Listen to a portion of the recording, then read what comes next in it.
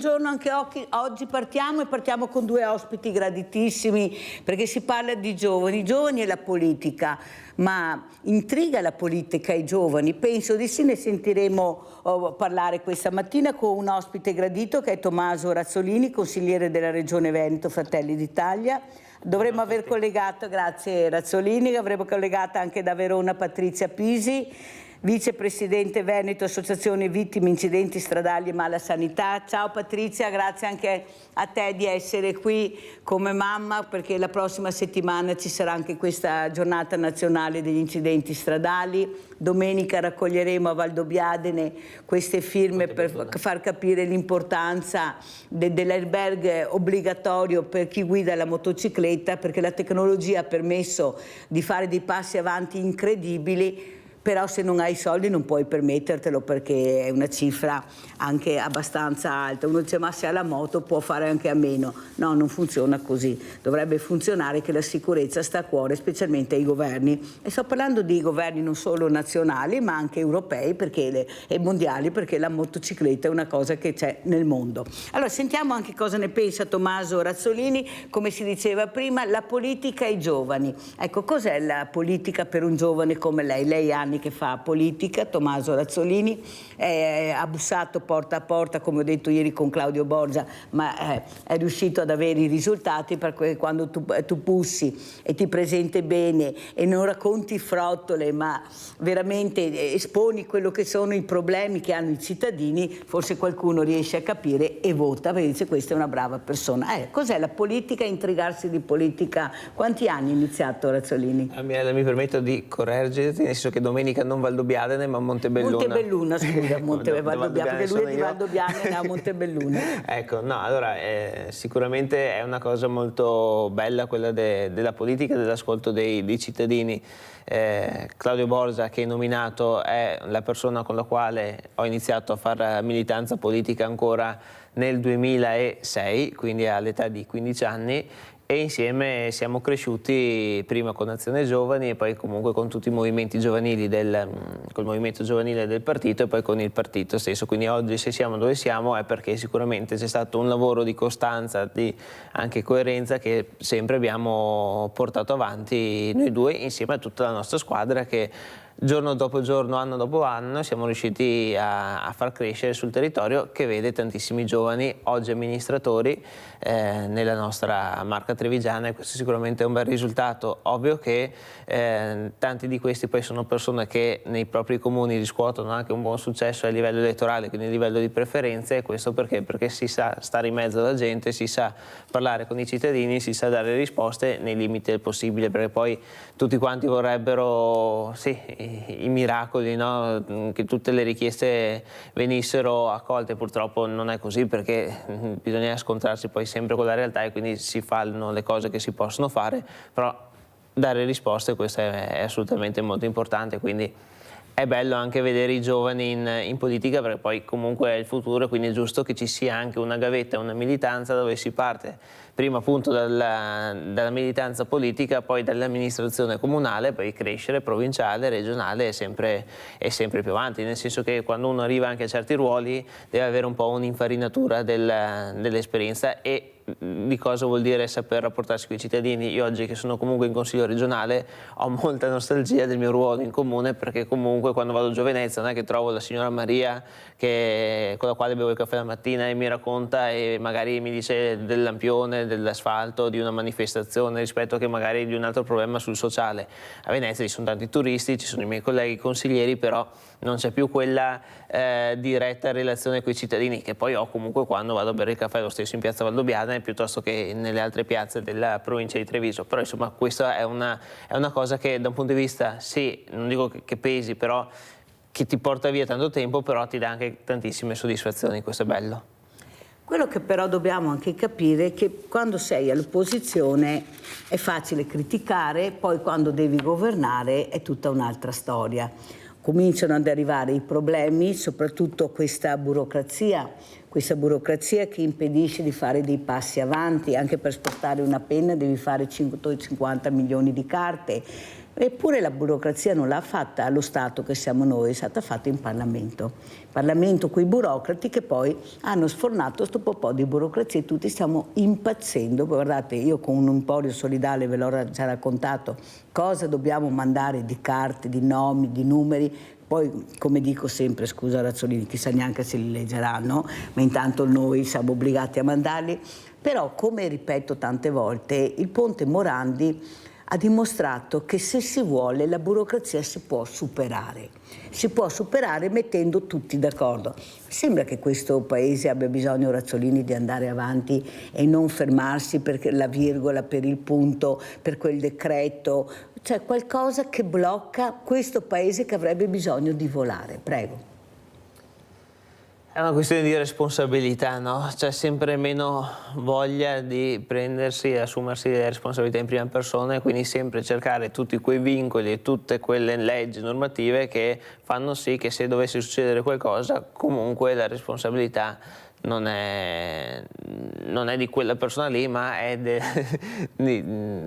che ricade appunto su tutte altre situazioni. Questo sicuramente non è positivo. Mi rendo conto poi che oggi anche i primi che dicono bisogna sburocratizzare sono quelli che creano più burocrazia ancora, quindi sì, non è sicuramente semplice. È giusto che ci siano delle regole, è giusto che ci siano comunque delle carte da fare nei limiti delle possibilità. Ovvio che poi bisognerebbe creare la complicità col cittadino e vedere il cittadino come un alleato e non come un nemico. Stessa cosa anche per le aziende, per le imprese, perché sennò ovviamente tante volte, e questo è stato anche l'esempio che ho tirato fuori durante la vendemmia nella nostra area, perché ieri per andare a vendemmiare bisognava avere anche una visita medica del medico del lavoro, quindi non una sportiva, una del medico del lavoro. Allora io se devo andare a vendemmiare 2 o 3 giorni e devo andare a fare una visita, che comunque i medici di lavoro in quel periodo erano già tutti pieni, quindi qualcuno aveva prenotato la visita post vendemmia, quindi prima vado a vendemmiare, poi vado a fare la visita, almeno la visita l'ho fatta. Capisci, Mirella, che per un costo di 50 euro circa che ho da fare la visita medica, e vado a vendemmiare 2 o 3 giorni che ne prendo sicuramente di più, ma di cui un terzo mi va in visita medica o metà mi va in visita medica, che senso ha? Alla fine io, sì, 2 o 3 giorni di vendemmia cosa può influire sul mio stato di salute? Ovvio che se vado mi devono spiegare come fare a non tagliarmi le dita, insomma è giusto dare delle istruzioni a chi magari non ha mai vendemmiato, non ha mai fatto quel lavoro lì, però capisci bene che effettivamente non ha senso. Ma perché è diventato così tutto difficile in Italia? Una volta si vendemmiava 5-6 anni, ti davano le forbici e vendemmiavi. Io capisco la sicurezza, ma dove dovrebbe esserci la sicurezza non c'è, dove non servirebbe tanto c'è. Capite che c'è qualcosa che non gira. Sentiamo anche cosa ne pensa Patrizia Pisi, questa mamma che ha deciso di rimboccarsi le maniche dopo la perdita di questo figlio, perciò un dolore che vive in continuazione, specialmente quando ci sono questi incidenti, queste giornate che dovrebbero far riflettere e ricordare, eppure si rimboccano le maniche e assieme anche a altre tante mamme decidono di fare qualcosa per la comunità, perché non succeda ad altri. Prego Patrizia e grazie. Volume? Non c'è volume? Sentite? Sì, adesso sì Patrizia. Buongiorno a tutti e grazie sempre per l'invito, Mirella, che mi fai sempre. Dunque, io ti dico, a sentire queste cose si resta sempre senza parole, perché noi, ti dico, nell'associazione delle vittime della strada abbiamo sempre fatto tutto autonomamente. Ci siamo rimboccati le maniche, abbiamo fatto richieste su richieste e come vedi purtroppo non succede niente. Qui le persone muoiono sulla strada, ci sono incidenti mortali, l'ultimo fine settimana sono stati 34 morti, un numero da estivo, purtroppo con questa festività dei santi è stata una tragedia, eppure nessuno fa niente. Quindi è difficile rispondere a queste cose perché c'è questa burocrazia. Non so dove ci porterà sinceramente, dovrebbe essere tutto molto più semplice, molto più alla portata dei cittadini, molto più, cioè come si fa a fare una visita medica per uno che va a vendemmiare, sinceramente? Non lo so, non saprei neanche cosa dire veramente, perché una volta ti davano le forbici, come dici tu, e facevi la vendemmia. Noi, sai, è diverso il discorso dell'associazionismo, perché noi fortunatamente siamo tanti genitori e tutti insieme ci diamo una mano e facciamo queste, io le chiamo bellissime perché per me sono giornate molto pesanti, ma noi adesso il 17 di novembre, domenica 17, è la giornata in memoria di tutte le vittime della strada, internazionale ma anche italiana, è nostra questa giornata. E io sono orgogliosa di portare tutti i miei ragazzi che non ci sono più e di ricordarli, perché l'importante è ricordare quelle persone che non ci sono più, e noi che siamo le mamme, che siamo i genitori, è giusto fare questa manifestazione. Noi abbiamo delle croci bianche che metteremo a Verona davanti alla Chiesa del Cristo Lavoratore, e poi alle 11:15 ci sarà la messa dedicata a tutte le vittime della strada. Vedi, tutte queste iniziative partono da me, che io sono la vicepresidente di questa associazione, ma poi in collaborazione con me ci sono altre mamme, che una porta i fiori, una porta i lumini, una mi aiuta a mandare i comunicati di stampa, cioè siamo tutti una grande forza, e questo è importante, e allora riusciamo veramente a fare le cose, insomma ti dico, non è facile portare le famiglie, soprattutto quest'anno, ma come tutti gli anni. Io mi ritrovo a novembre con tante famiglie nuove, io le chiamo nuove, permettimi questo termine, sono famiglie che purtroppo sono 3 mesi, 2 mesi, 5 mesi. Io ti dico la verità, faccio fatica a portarle nella giornata dedicata alle vittime della strada, ma ci tengo perché insieme, io dico sempre, se ci uniamo tutti insieme facciamo tanta forza. Quello che ho sentito, Patrizia, volevo anche parlarne con te, ho sentito che c'è qualcuno invece che ricorda questa data terribile, questa giornata, sabato 16 e non domenica 17. Allora io mi domando, ma se c'è una data, perché cambi data? Ma perché le scuole al sabato i ragazzi sono più disponibili, ma perché magari gli amministratori sono più... Non ti sembra che invece quando c'è una data dovrebbe essere quella? Perché si deve cambiare dal 17 al 16? Cioè non è la stessa cosa a mio avviso, perché crei solo confusione. Ma allora è il 16 o il 17? No, la facciamo il 16 perché la domenica diventa complicato. Cioè secondo te è giusto anche cambiare giorno per motivi personali, per motivi politici, per motivi amministrativi, scolastici, oppure il 17 dovrebbe essere il 17, Patrizia? Assolutamente sì, Mirella. È la terza domenica di novembre, da sempre, perché io sono 16 anni che faccio le croci. È la terza domenica di novembre, eppure ci sono persone che lo fanno o il sabato o addirittura cambiano giorno, lo fanno anche il lunedì.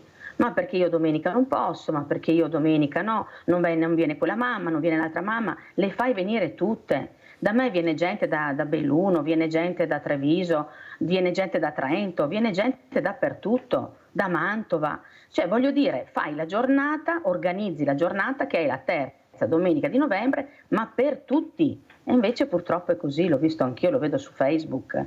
Io su Facebook tante volte vedo che altre associazioni come me purtroppo non rispettano la terza domenica, ma la fanno di sabato, come hai detto tu. Io non lo trovo giusto, perché almeno lì commemoriamo tutti insieme questi ragazzi e queste persone che hanno perso la vita sulla strada. E per me è una data molto importante, io l'ho sempre rispettata, sempre. Ho sempre fatto la terza domenica di novembre. Sempre. Allora sentiamo anche cosa ne pensa il nostro Rinaldo da Venezia, che ha il centralino bloccato. Vai Rinaldo. Ciao Mirella e buongiorno ai tuoi ospiti. È giusto che i giovani ciappano la strada della politica, però un consiglio che davo ai giovani che vanno in politica: facete la vostra politica da giovani, cioè andate avanti con le robe che vedete adesso, non chi vi insegna la storia dei partiti di 100 anni fa, che fa una testa grande come un ballone, che dopo non sapere cosa che era, bisogna che faccia una politica con altri giovani per mandare avanti i problemi che vedete adesso. tutti assieme, destra, sinistra, centro, assieme voi altri giovani, sono convinto che riusciremo a mettere a posto le robe col suo tempo, perché l'esperienza che facendo queste robe è importante per voi altri e per capire le robe giuste. E non stai a parlare di che racconta le storie di 100 anni fa, andava avanti per la strada. Dopo, quello che riguarda la morte sulle strade, purtroppo è una piaga immensa, gli dà la colpa a chi? C'è tante robe, perché per esempio non si dice sulla strada, una volta che eri vigi col bussolotto di legno, montai sopra con i guanti bianchi, adesso dove ti trovi un vigile per la strada? Dice solo qui che i carai multe, non che altro. E dopo la burocrazia, e la burocrazia non nasce sugli alberi, la fa i politici. E allora poi i politici dicono che è colpa della burocrazia e a favore della burocrazia. Ma cosa ne dici? Cara Mirella, ti saluto, buona giornata a te e ai tuoi ospiti. Grazie Rinaldo. Allora adesso andiamo anche a vedere queste storie che ha portato anche Tommaso Razzolini, questi ragazzi, ma dove sono i ragazzi giovani, non hanno voglia di fare niente, andiamo a sentire. Iniziamo da Giovanni Daniele Piccolo. Giovanni Daniele Piccolo.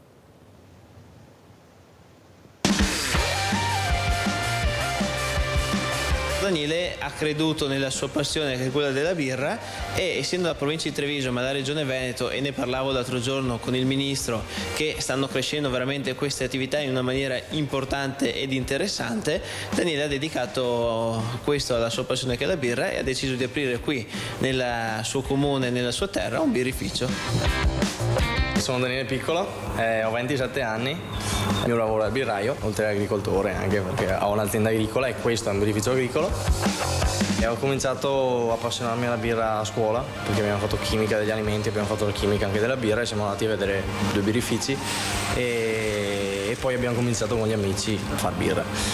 Poi alla fine ho finito la scuola e sono andato a Padova, al DF, a fare il corso birraio artigiano e poi subito ho cominciato prima con lo stage, ho lavorato 4 anni nel primo birrificio e poi ho lavorato in un altro e comunque ho sempre fatto birra a casa, quindi sono sempre stato nell'ambiente. Durante il lavoro vedi un po' tutte le dinamiche, tutti magari i problemi che ci sono dove lavori, che tu faresti in un altro modo magari, e quindi dà un'altra idea di costruire qualcosa di mio. L'ho finito adesso e si comincia. Per il momento ho 3 birre, una L, una bionda, una Bock, quindi una rossa, e una Neipa, che è una lupolata stile americana. Sicuramente aggiungerò altre birre. Vedere un ragazzo classe 96 che sta portando avanti con forza, passione ed entusiasmo e soddisfazione, l'abbiamo sentito prima da Daniele, lascia sicuramente ben sperare e ci dà tanta soddisfazione ed orgoglio oggi che rappresentiamo comunque una terra vocata anche a giovani che si impegnano, e questo ci dà veramente tanta soddisfazione. Un giovane che sta lavorando ma col sorriso, perché? Perché si sta realizzando, è stato intrigato da questo lavoro che a lui piace. Questo vogliono i giovani. Abbiamo Paolo da Montagnana, vai Paolo. Buongiorno Mirella. Buongiorno. È bello vedere i giovani che aprono le aziende, che hanno voglia di fare, no? Però la politica deve mettersi nell'ordine di idee di evitare tutte queste pratiche burocratiche, onde evitare che i ragazzi si demoralizzano, no? Poi vorrei rispondere un attimo al consigliere, mi sembra regionale, no? Che ha detto no, la politica non può fare miracoli. Sì, io credo nelle nuove generazioni, credo nelle nuove generazioni di giovani politici, no? Credo. Però non è che noi cittadini, io parlo da nord a sud, noi cittadini italiani pretendiamo i miracoli della politica, pretendiamo solo di essere trattati per quello che paghiamo, ma trattati per quello che paghiamo, mi intendo, anch'io pensionato, mia moglie è pensionata, nonostante che abbiamo pagato per 43 anni i contributi per la pensione che ha pagato anche l'azienda, stiamo continuando a pagare anche nella pensione, giustamente le tasse si devono pagare, le pagano, non le pagano tutti perché qualcuno fa il furbo, però le tasse gran parte le pagano. Però noi, consigliere, non vogliamo miracoli, vogliamo essere trattati solo per quello che paghiamo e per il popolo che siamo, un grande popolo. Non dico altro.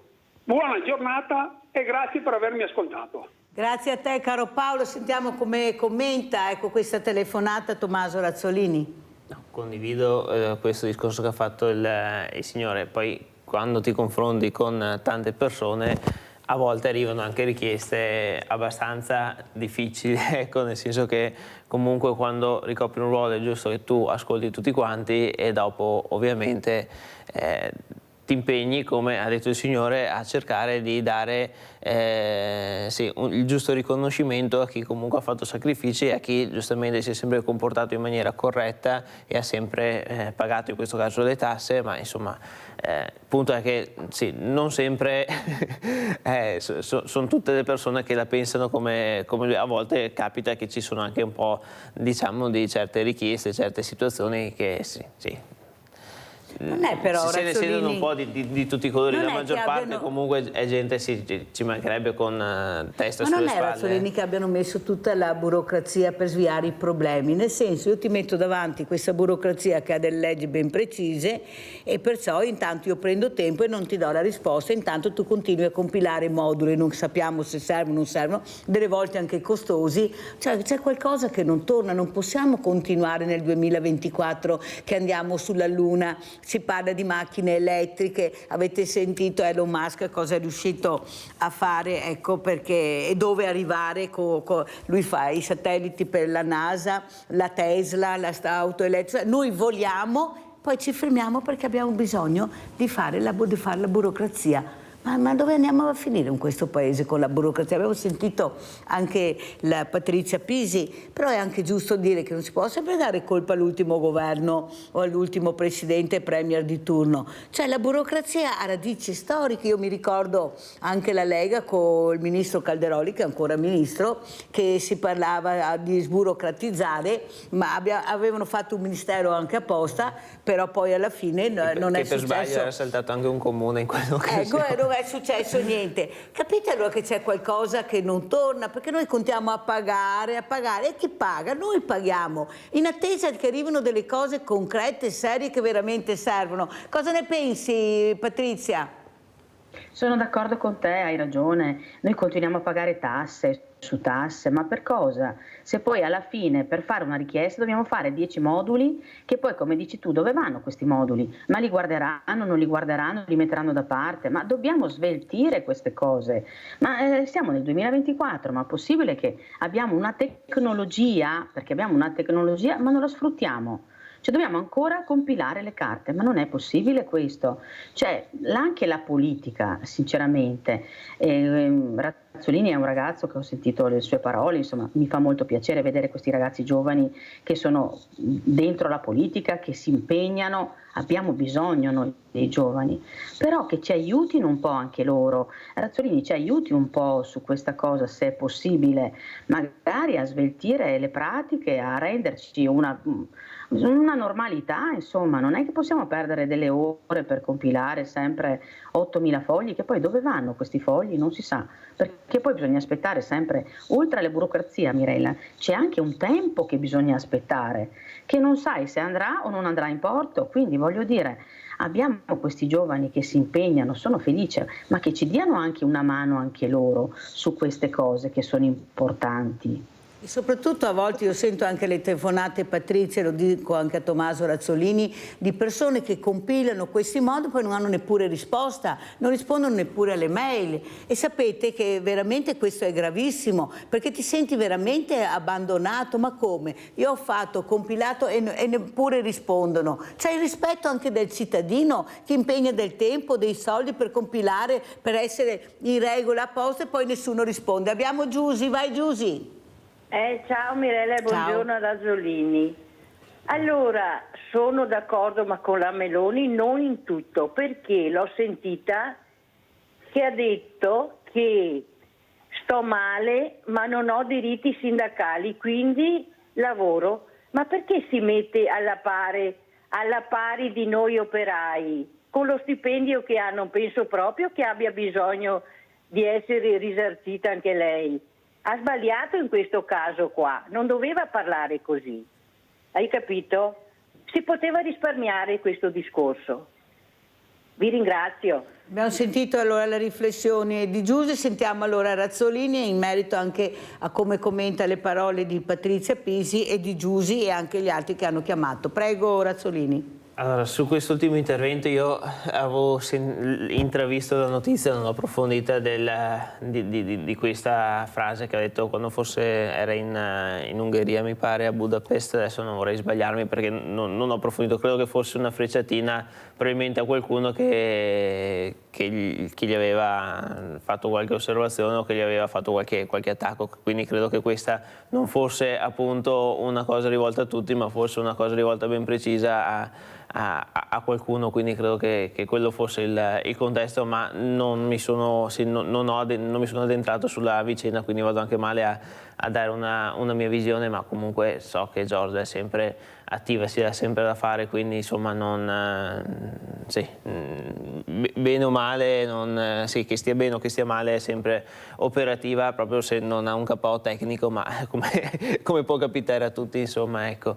No, a livello di burocrazia io anche su alcuni aspetti che vedo, io poi cerco sempre di segnalarli i nostri riferimenti, credo anche che oggi se c'è la burocrazia da un punto di vista sì, è colpa di una politica che poi porta e vota certe leggi e certi testi, eccetera. Però insieme alla politica c'è anche tutta una classe, diciamo, dirigente, tutto un apparato dello Stato e di funzionari che comunque lavorano dentro gli uffici, nel senso che io mi rendo anche conto che all'interno di un organo politico io duro magari 5 anni, se vengo rieletto 10 o se continuo ad essere rieletto magari anche 15 o 20, c'è chi magari inizia a lavorare dentro gli uffici e lavora per tutta la vita, quindi comunque... Gli uffici devono rispondere al cittadino che scrive, perché sono pagati apposta, non è che uno possa scrivere in regione, mandare le mail, non ricevere risposta, così, nel bene e nel male. No, noi vorremmo che fosse così, paghiamo apposta e non poco. Abbiamo Antonio da Padova, vai Antonio, poi dobbiamo andare anche in pubblicità, vai Antonio.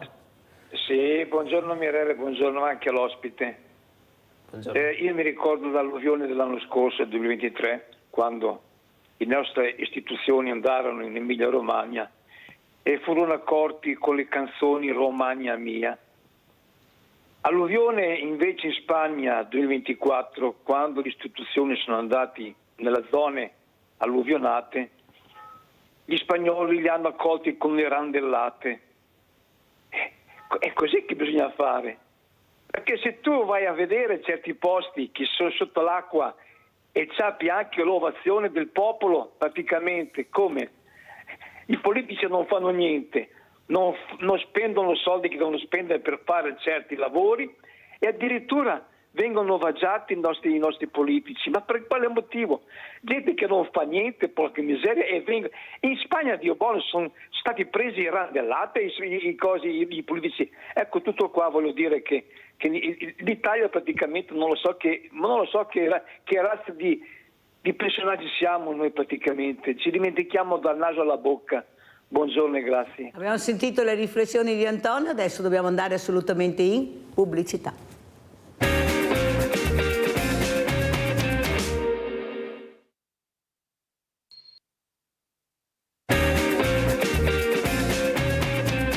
Andiamo a sentire anche un'altra storia, andiamo a sentire Michele Pozzobon.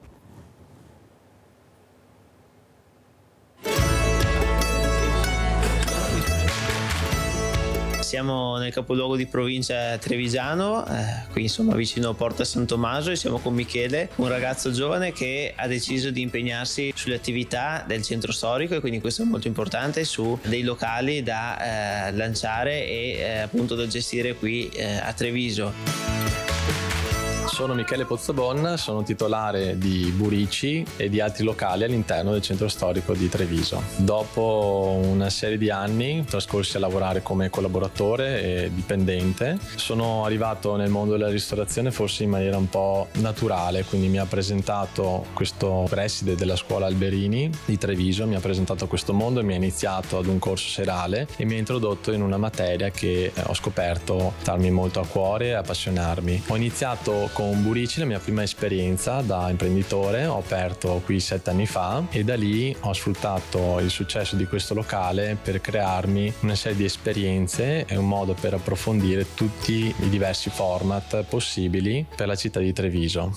Ho utilizzato una grande forza perché Burici rappresenta il soprannome che avevo da piccolino, che mi dà mio nonno, ha un significato molto forte. Ho utilizzato la forza del ricordo positivo per convogliare il massimo dell'energia vicino alla mia impresa. Le persone hanno ascoltato e hanno riconosciuto la verità del mio progetto, la verità della mia professionalità e mi hanno sicuramente premiato. Da qui una serie di successi e anche insuccessi che mi hanno comunque oggi portato ad essere uno tra i più presenti ristoratori all'interno del centro storico. Tra le 1000 iniziative che abbiamo coinvolto sulla città di Treviso sicuramente possiamo citare dei format molto innovativi, tra cui in primis Burici, Tana Libera Tutti, Etto, Chetogo, Mister Poké, Betulla, Mercato San Tommaso. Da qui qualcosa nascerà sicuramente in futuro ancora.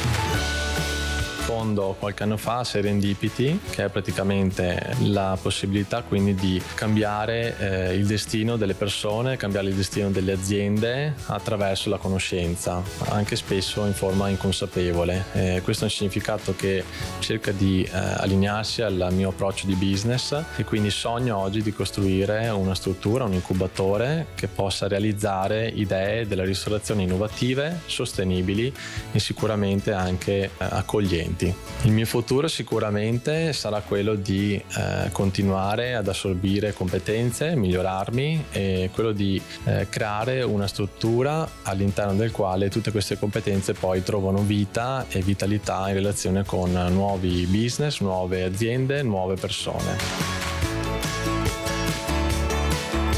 Il Veneto, la provincia di Treviso, è sicuramente una regione, una provincia molto importante a livello di flussi turistici e tutta quella parte ristorativa è fondamentale per dare dei servizi a chi oggi viene nei nostri territori anche per mangiare e bere bene, quindi sicuramente questo è un tassello fondamentale, essenziale per la nostra economia che si basa anche sul turismo di questa regione e di conseguenza avere dei giovani volenterosi che si danno da fare e che poi riescono anche a ottenere notevole successo e emergono bene nel nostro territorio dà soddisfazioni ed è importante, quindi anche su questo bisogna investire molto e lo faremo.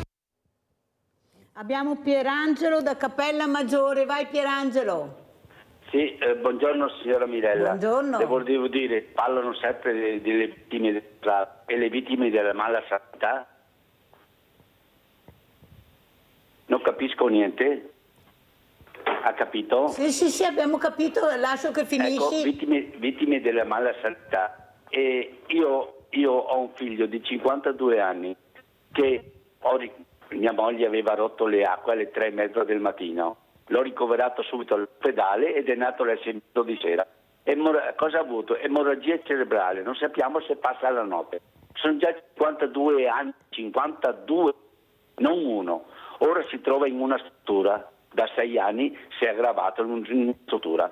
Quando io ho parlato con un avvocato per fare una causa all'ospedale, mi ha detto sei pazzo, ti mangiano fuori la casa, e così ho sopportato una vita da ergastolo, una vita da ergastolo.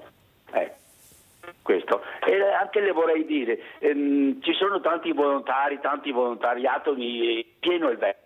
A casa mia non ho mai avuto nessuno fino a che ho tenuto qua il figlio, e quando l'ho portato in una struttura, in una RSA, non vedi un cane, solo 4-5 genitori che si danno il turno, che vanno a trovare i suoi ragazzi, altrimenti li vedi là come i zombie abbandonati a se stessi. Ma puoi ricattare quelli che vengono a chiedere il pacco e mandarli là insomma 2 ore alla settimana a fare un servizio, qualcosa ti rendono, o proprio tutti non possono. Grazie l'assoluto, veramente caramente. Grazie a te invece Pierangelo, un grande abbraccio a questa famiglia, che Pierangelo conferma quello che io dico quasi sempre: siamo in tanti ma è come non ci fossimo, perché siamo divisi. Non abbiamo la possibilità di arrivare a queste fragilità perché non le conosciamo, perché non ci danno i nomi, i cognomi, gli indirizzi, perché i servizi sociali dicono c'è la privacy, solo i familiari possono fare questo, e intanto Pierangelo rimane solo perché nessuno lo va a aiutare.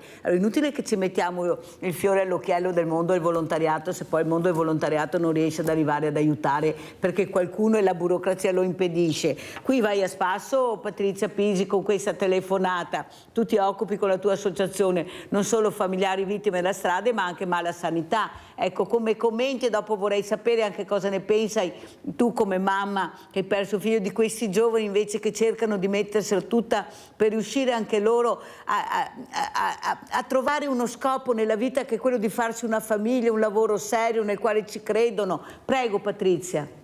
Allora guarda, come mala sanità sinceramente mi dispiace molto per questa famiglia, per questo signore, perché effettivamente non c'è nulla. Della malsanità noi ce ne occupiamo, però per dirti volontari io non conosco nessuno. E questa mi ha dato uno spunto questo signore, perché non ci abbiamo mai pensato a preparare delle persone che vadano in queste famiglie a dare una mano. Anche una mano può essere anche stare lì a fare compagnia, a darti anche un abbraccio. Sì, ma devi avere il nome e il cognome, Patrizia. Devi sapere chi sono, perché non è che tu formi i giovani se non sai dove andare, perché non ti danno gli indirizzi, i nomi, perché c'è la privacy. Sono i servizi sociali, quello dico a Razzolini, che sono da modificare. Non possiamo continuare ad avere questo problema con i servizi sociali, che non dipende sicuramente solo da loro, ma in parte anche da loro, perché anche loro dovrebbero far capire a qualcuno di dovere che così non si può lavorare assieme. Il mondo del volontariato non riesce a fare squadra, reti, i giovani non ci sono. Abbiamo Aldo da Castelfranco, poi continuiamo Patrizia. Vai Aldo. Sì, buongiorno. Volevo chiedere al consigliere se era possibile chiedere a Nordio qualche legge speciale più severa contro le aggressioni ai sanitari, anziani, donne e forze dell'ordine, perché ultimamente, negli ultimi 2 mesi veramente è un continuo, quasi sono quotidiane, più che quotidiane. E tutte le province, io guardo i telegiornali regionali, quindi è pieno di queste notizie. Se si può fare una legge speciale, perché altrimenti le cose andranno sempre peggio, perché non c'è un limite a queste aggressioni. Una volta vedevi le forze dell'ordine e i ladri scappavano, adesso appena le vedono gli vanno addosso con la macchina, come i controllori degli autobus, i controllori dei treni, cioè è veramente una cosa, stessi sanitari, la situazione è veramente insostenibile secondo me. Arrivederci, buona giornata. Grazie a te Aldo, risponderà subito dopo, quando abbiamo terminato con Patrizia Pisi che stava finendo il discorso. Facciamo vedere anche la locandina evento che farà Patrizia Pisi a Verona in occasione della manifestazione, di quello che riesce sempre a fare, a dire, e la data è importante. Allora prego Patrizia. Sì, dicevo, è vero, hai ragione, non c'è colloquio con le istituzioni. Noi possiamo anche preparare dei giovani o delle mamme, perché effettivamente io ho tante mamme che mi dicono ti do una mano, facciamo il volontariato, e potremmo anche aiutare queste famiglie, ma se non sappiamo effettivamente i nomi cosa facciamo? Ecco, questa è la nostra giornata nazionale in ricordo di tutte le vittime della strada. Noi saremo a Verona il 17 novembre, dalle 10 pressappoco, poi l'ora esatta non so dirtela perché le croci le monteremo verso le 9, poi i genitori non li aspettiamo verso le 10, alle 11:15 Donna Andrea nella chiesa del Gesù Cristo Lavoratore, Divino Lavoratore, ci dedicherà la messa proprio per le vittime della strada. Questa per noi è una giornata molto importante, perché si raccolgono tutte quelle famiglie che noi ogni tanto ci ritroviamo, però permettimi, io ci tengo molto che queste famiglie che purtroppo all'improvviso hanno perso i loro cari da poco tempo, perché io sto seguendo delle famiglie anche di 3 mesi, di 2 mesi. Io ci tengo molto che vengano a questa giornata, perché così tutti insieme ci diamo la forza di andare avanti, perché questo è un lutto che non se ne parla mai, ma è un lutto che ti stravolge, perché è un lutto talmente improvviso che non sei preparato alla morte di un figlio, di un marito, di una moglie, di un nipote, di qualsiasi persona che dici ci vediamo più tardi e non lo vedi più. Quindi io ci tengo molto che vengano le persone. E io ti darò anche i moduli, ti invierò i moduli per fare questa raccolta firme che tu sai, perché tu fai parte delle associazioni, abbracciano le associazioni, perché dove in politica servono i numeri, noi dobbiamo raccogliere queste firme per una sicurezza di tutta la comunità, non per una visibilità di qualcuno, ma per la comunità. Allora andiamo a vedere anche questo video che ha mandato Patrizia Pisi, questo video Remember, e poi lo commentiamo.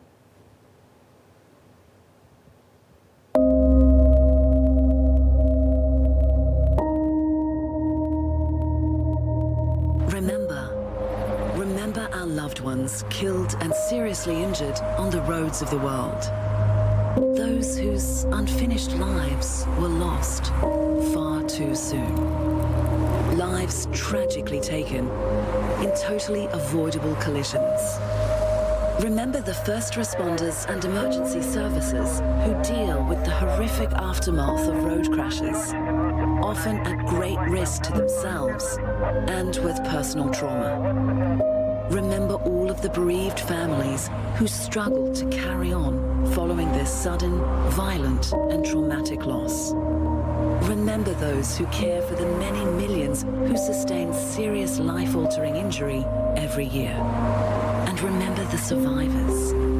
Each person whose life has changed physically or psychologically following a traumatic crash. Because road trauma can affect any one of us, and we all deserve to be safe.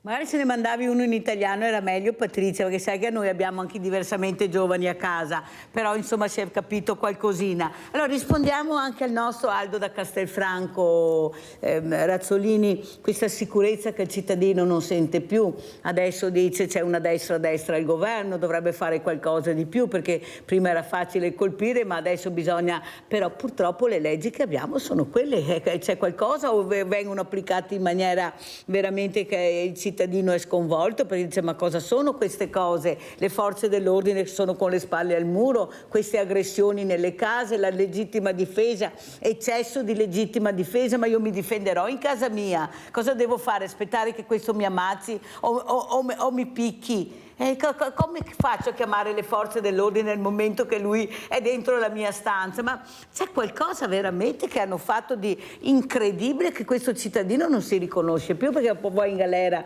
quello che è stato aggredito invece che il delinquente che poi magari scappa e chissà dove lo trovano. Prego. E se no, dopo chiedono anche i danni magari. Prego. La situazione è complessa. Da un punto di vista sono le istituzioni che in questi anni hanno perso importanza e che non vengono neanche ritenute tali quando poi appunto si va a aggredire il dottore piuttosto che il capotreno, piuttosto che le forze dell'ordine, vuol dire che c'è proprio una mancanza del senso al di là che l'aggressione non va mai fatta, ma sì, sono proprio cose che un tempo fa non ritenevamo neanche immaginabili, no? Invece oggi ci sono comportate, questo è comportato sicuramente da una mancanza di integrazione da un punto di vista, perché purtroppo tante situazioni che succedono, qualcuna sicuramente sono i nostri connazionali che le fanno, ma gente anche che comunque non è nostro connazionale e che non si sa integrare con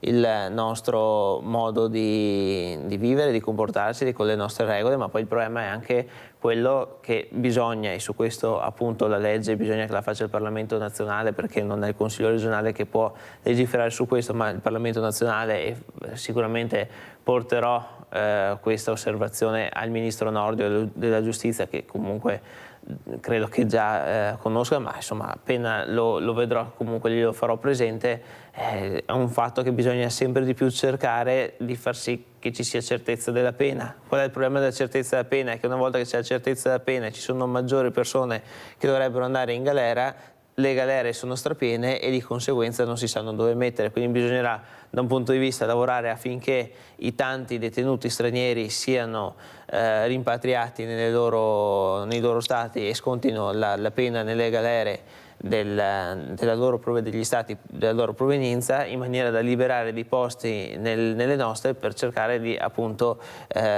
chi commette dei reati farlo stare dentro in carcere il dovuto periodo previsto dalla legge. Quindi c'è un problema sia di certezza che di durata, ma su questo bisogna che il governo, e sono convinto che il ministro Nordio, con tutte le difficoltà del caso, perché oggi sul problema della giustizia non c'è solo una cosa, ma è una situazione da approfondire e da lavorare un po' a livello complessivo, e sono sicuro che questo lo farà, insomma, ecco. Allora, come ci saluti, Patrizia Pisi? Cosa vuoi fare? Che appello vuoi fare prima di salutarci? Beh, allora l'appello è che invito tutti quanti il 17 novembre a Verona alle Croci Bianche, nella giornata mondiale in ricordo delle vittime della strada. Alle 11:15, ripeto, ci sarà la messa dedicata a tutte le vittime della strada, e noi quest'anno, come l'anno scorso, porteremo tutti una rosa bianca che poi lasceremo alla Madonna. Ecco, quindi il mio appello è questo: signor Azzolini, porti pazienza, però guardi che le pene devono essere certe in Italia, perché se no anche noi purtroppo piangiamo 3.250 persone circa all'anno e nessuno fa niente. Quindi veramente la mia preghiera è che ci siano le pene certe. Non ci sono le galere, vabbè, ci sono tante caserme dismesse. Preparate le caserme, cioè non potete rispondere che non ci sono le galere piene, perché una vittima come me, che io sono una vittima, purtroppo, un familiare di vittima, chi ha ucciso mio figlio non ha fatto neanche un giorno di galera. Per carità, io non sono quella che hai ucciso mio figlio devi andare in galera, ma se la giustizia esistesse, tu quando sbagli, e quando sbagli vai in galera. Perché io ho sempre pensato questo nella mia vita, e invece purtroppo mi sono scontrata su una giustizia mal giustizia. Ecco, permettetemi. Io ti ringrazio, Mirella, sempre per la tua sensibilità, per noi, tutte noi vittime della strada, e vi aspetto, ripeto, il 17 novembre per dedicare questa giornata a tutti i nostri angeli. E noi, se sei libera, ti aspettiamo domenica 10 novembre invece a Valdobbiadene, a Montebelluna o Valdobbiadene, a Montebelluna, veramente, per questa raccolta firme assieme al Club delle Vespe. Grazie anche a Tommaso Azzolini. Ho forato pubblicità.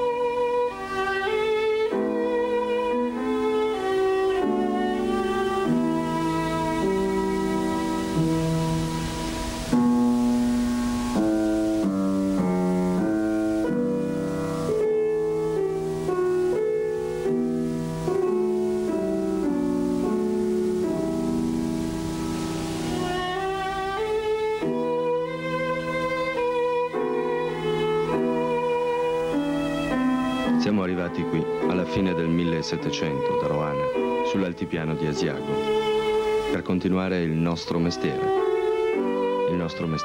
di lavoratori del legno. Quante fatiche, quanti stenti hanno dovuto sopportare i nostri padri per trasformare i grandi faggi del Cansiglio in scatole, in contenitori. Sì, perché era quello il nostro lavoro.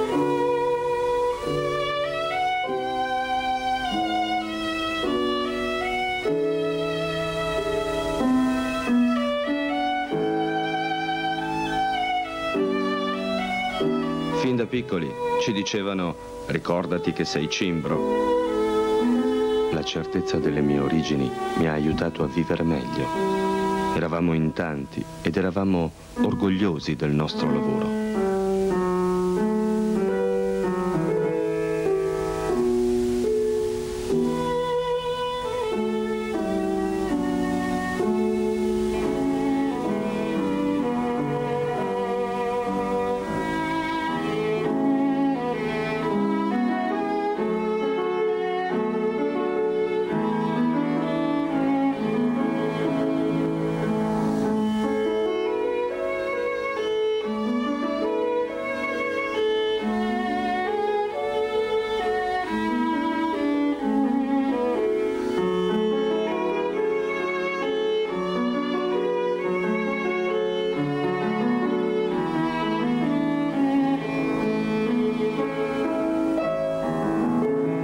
La foresta era la nostra casa e noi, liberi, ci vivevamo. Eravamo in armonia con l'ambiente. Ci insegnavano fin da piccoli a capire il linguaggio della foresta, a capire i segnali del tempo.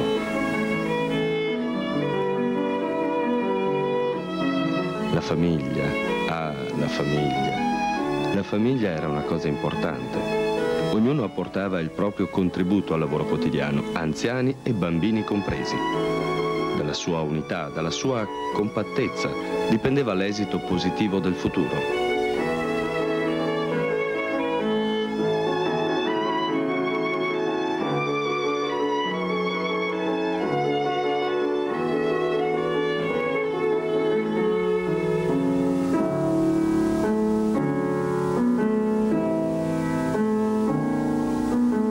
Anche la religione era molto importante.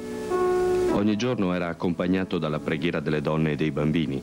Gli uomini invece vivevano in silenzio e con dignità la loro preghiera quotidiana, fatta di stenti, fatta di lavoro, fatta di fatica.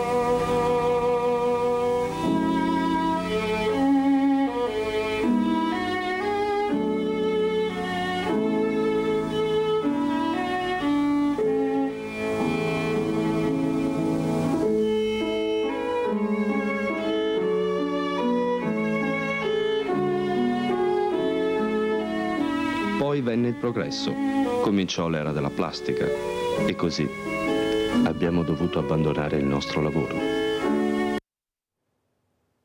Bellissime queste immagini, ringrazio tantissimo Lino Azzalini, Presidente Cimbri del Consiglio, di essere qui con noi questa mattina. Grazie Lino, veramente grazie anche per questo video che hai portato e che abbiamo mandato. Saluto anche Ernesto Pancin, direttore Ape Venezia, Associazione Esercenti Pubblici Esercizi. Grazie anche a lei Pancin di essere qui. Allora, queste immagini, Pancin, ecco, fanno tornare indietro nel tempo, ma soprattutto queste erbe veramente che molti di noi non conoscono perché nessuno ci ha insegnato, ma che nei ristoranti vanno alla grande. Sono delle erbe profumatissime, meravigliose, che abbiamo ancora la fortuna di avere, che vengono impiegati in piatti anche molto particolari e che questi grandi chef, grandi cuochi hanno saputo e ci fanno apprezzare.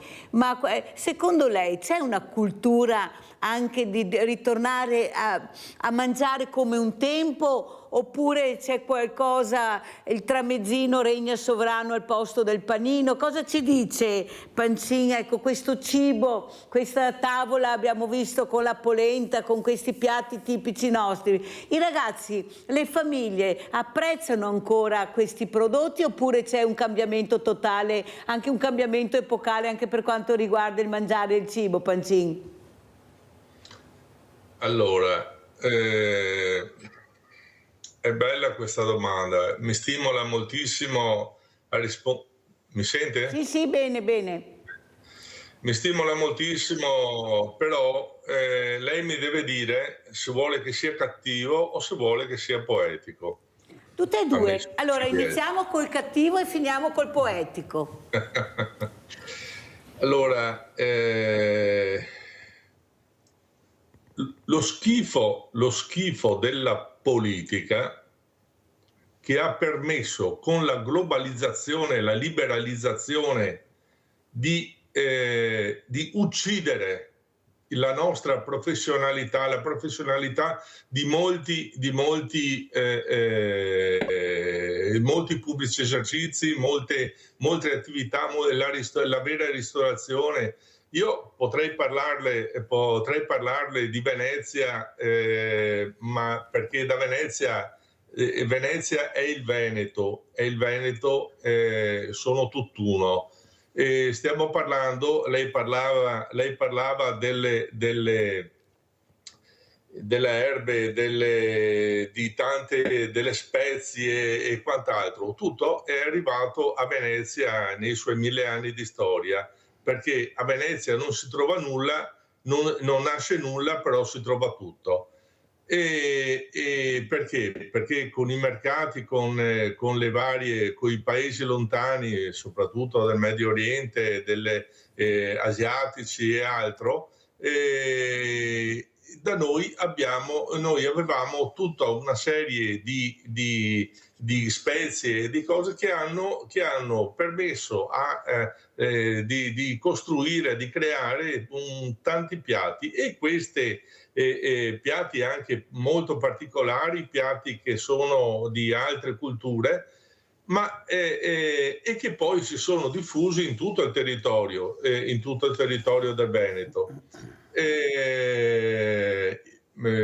Penso che la Marca Trevigiana è un esempio di questa, ma anche Padova, insomma è un po' diffuso tutto. C'è una cucina, ci sono dei cibi straordinari e ci sono dei grandi professionisti. Grandi professionisti che vorrei dire, io rispetto gli stellati, però gli stellati non sono nulla confronto alla professionalità dei nostri esercenti, perché io non è che preferisco, ma amo le trattorie nostre, le trattorie venete. Anch'io. Siamo in tre qua, siamo in tre al momento. Cioè io credo di avere, se potessi avere faccio una battuta, ma se potessi attaccare qualcosa allo specchietto dell'auto, attaccherei una soppressa. Perché? Perché io sono veneto, io vivo di queste cose, e piuttosto di mangiare il risotto con la foglia d'oro preferisco una bella fetta di soppressa fatta come Dio comanda. Ecco, queste cose qua, la politica, dov'è? Fermo, perché abbiamo una telefonata, abbiamo Vladimiro da Rovigo, poi continuiamo, finiamo col cattivo, poi iniziamo col poetico, non si sa cosa ci dirà il nostro Pancini. Allora andiamo a sentire Vladimiro da Rovigo. Vai Vladimiro caro. Grazie Mirella. Pronto? Prego. Ah sì, ecco. No, volevo fare una domanda al tuo ospite in studio, signore di Cimbri, no? Sì. Allora, in sintesi, Cimbri era popolazione che era arrivata nel Medioevo dalla Germania, che era stata portata in Veneto perché è bravissimi a lavorare nei boschi, a tagliare gli alberi, ma anche a lavorare a legno, no? Quindi era portata per disboscare o per sfruttare il territorio dei boschi e delle foreste. Nel passare di secoli queste popolazioni di origine tedesca è riuscita a mantenere la loro cultura e la loro lingua, no? Perché è presente in Cansiglio, ma è presente anche nella Lessinia, Asiago e anche in Trentino. E la mia domanda è, queste popolazioni qua nei secoli, oltre che a riuscire a mantenere cultura e lingua, è riuscito a mantenere anche nella sostanza i caratteri etnici iniziali, cioè quelle delle popolazioni tedesche arriva qua in Veneto, oppure questo aspetto qua nel passare degli anni si è lentamente, come dire, sbiadito un po', cioè si è un po' incalmato, per dire, col Veneto tra popolazioni iniziali e quelle rurali, zonali venete. Ecco, è una mia curiosità perché per me non sarebbe sorpreso che delle popolazioni che per molti secoli è riuscita a mantenere la loro cultura e anche la lingua, forse riuscì a mantenere abbastanza anche la caratteristica etnica iniziale. Grazie e buongiorno. Grazie a te Vladimiro, che bella questa telefonata anche di Vladimiro, che ha spiegato anche dal suo punto di vista, ecco, l'importanza di conoscere anche questa realtà che sono i cimbri. Bello, grazie Vladimiro. Prego, allora torniamo dal nostro Lino Azzalin, prima poi ritorneremo da Ernesto Pancin per finire il cattivo e iniziare col poetico o viceversa. Prego. Sì, innanzitutto buongiorno a te Mirella e buongiorno a tutti i telespettatori. Poi vorrei dire, per rispondere alla domanda che ha posto di Vladimiro. Sì, c'è stato un mantenimento di usi, costumi e anche la lingua, se vogliamo, fino ad epoche abbastanza recenti, però parliamo di 50 anni, da oltre 50 anni addietro, perché ad esempio io sono Azzalini di padre e di madre, sono cimbro di sicura origine doppia cimbra, mentre nel tempo i matrimoni non sono più stati, si sono mescolati con le popolazioni del luogo e quindi certe caratteristiche sono un po' scomparse. Però sono mantenute vive nelle tradizioni familiari principalmente. Una caratteristica in particolare che si è mantenuta, Azzalini? La caratteristica era che la popolazione cimbra era abbastanza alta e con gli occhi chiari, capelli come i miei più o meno. No? Tanti capelli. Capelli bianchi. Però anche forse sarò cimbra. Ma insomma c'era una caratteristica etnica, no? Poi avevano questa lingua che era un alto tedesco, e come ha detto Vladimiro, la popolazione cimbra è venuta in Italia verso l'anno 1000. Le corti benedettine hanno fatto il loro ruolo assieme alla Repubblica di Venezia e sono venute dalla Baviera, perché noi siamo di origine bavarese, mentre la storia cimbra è tutta un'altra storia cimbra, nel senso delle popolazioni barbare che venivano dalla Danimarca, eccetera, e questa è tutta un'altra storia. La popolazione cimbra qua locale del Cansiglio, ma anche quella in Lessinia, anche quella negli altipiani di Asiago, è tutta di questa origine, insomma, dalla Baviera. C'è stata questa forte immigrazione dalla Germania, dal Tirolo anche, comunque siamo bavaresi. Le popolazioni che si spostavano per migliorare anche la qualità della vita. C'è stata una richiesta da parte di Venezia appunto per i territori degli altipiani di Asiago. Difatti avevano anche il loro piccolo esercito. La migrazione è avvenuta con epoche, diciamo, due grandi flussi migratori.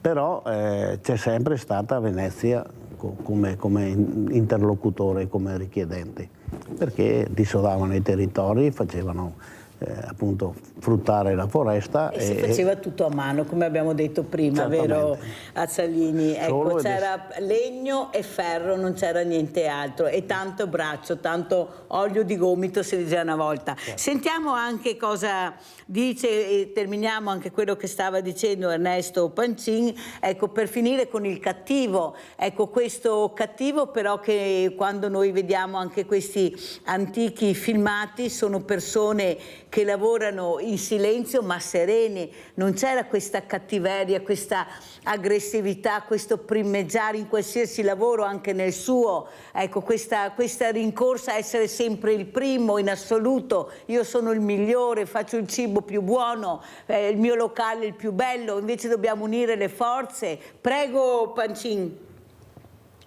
No, qui c'è solo la tradizione, la cultura, c'è la voglia di... è un dono avere le nostre trattorie, le nostre osterie, i nostri baccari, sono luoghi di gioia, sono luoghi che uno parte da lontano, lontanissimo per andare, per pranzare, per cenare in questi luoghi, perché è un momento di convivialità, è un momento dove uno è sereno e magari si riesce anche a lasciare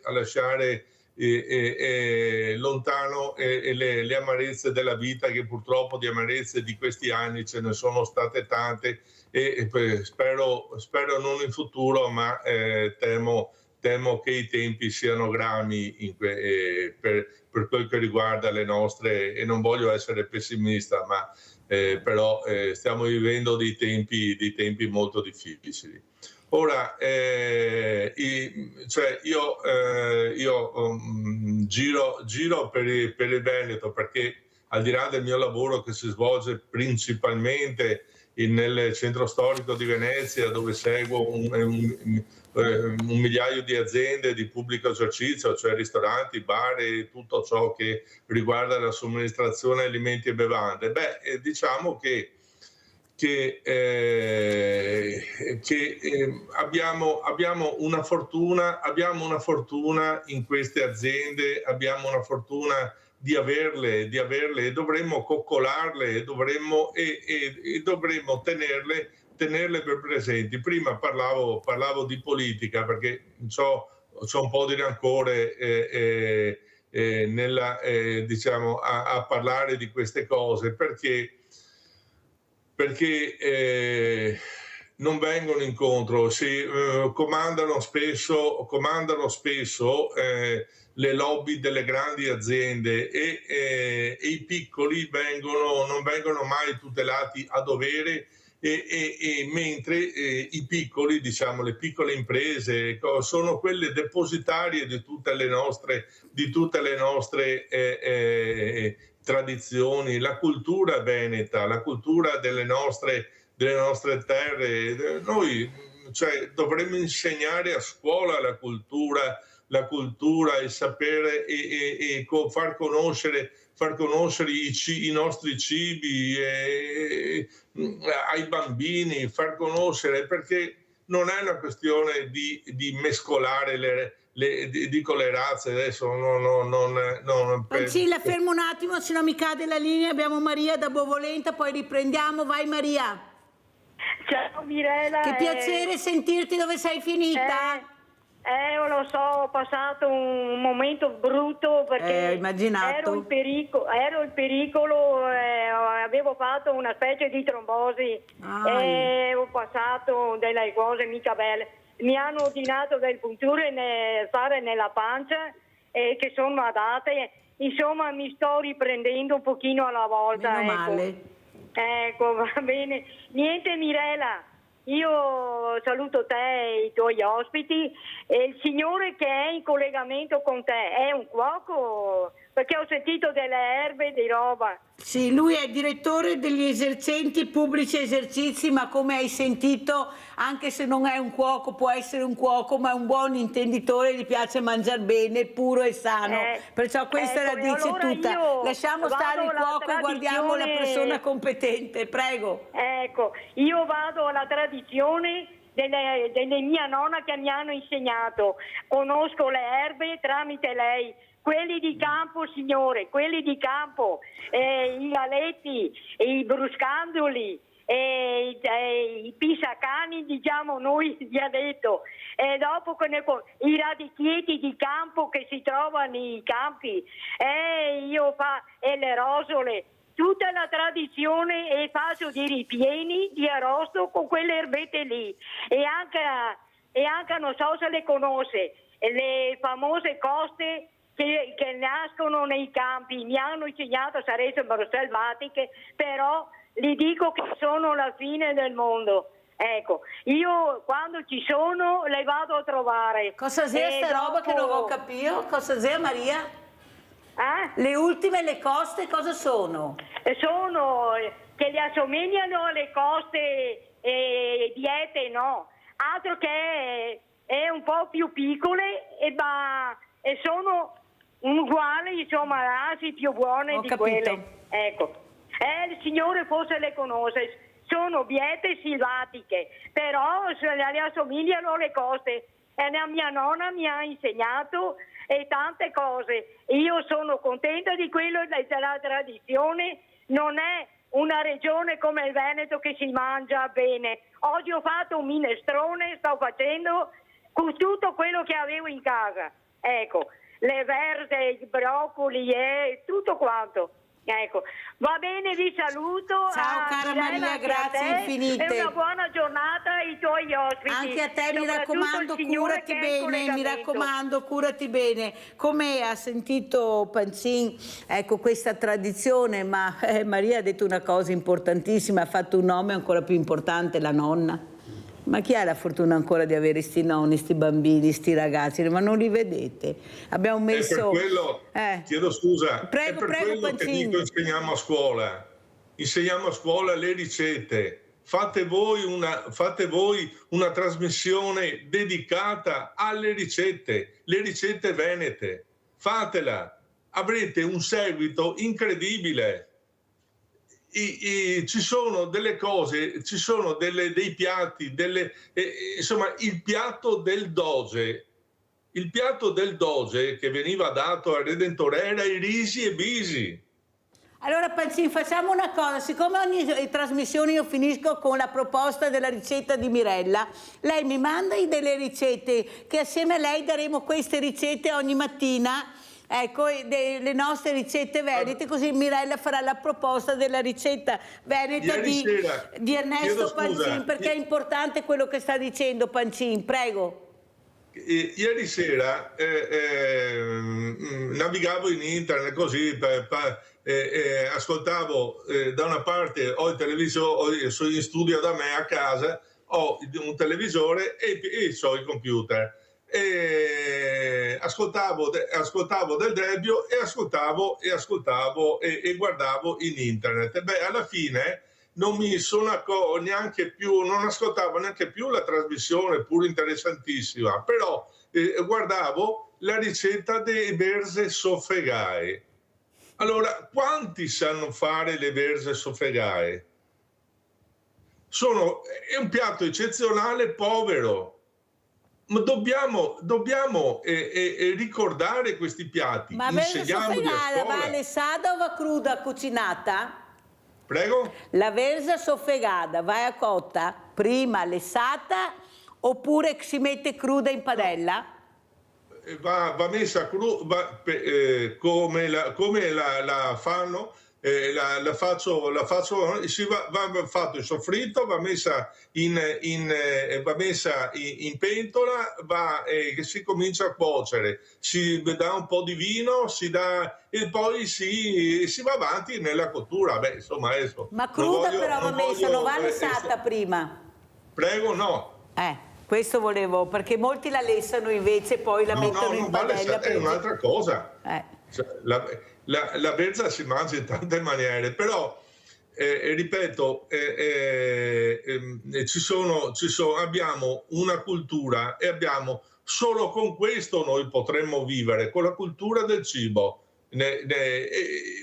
oltre a tante cose.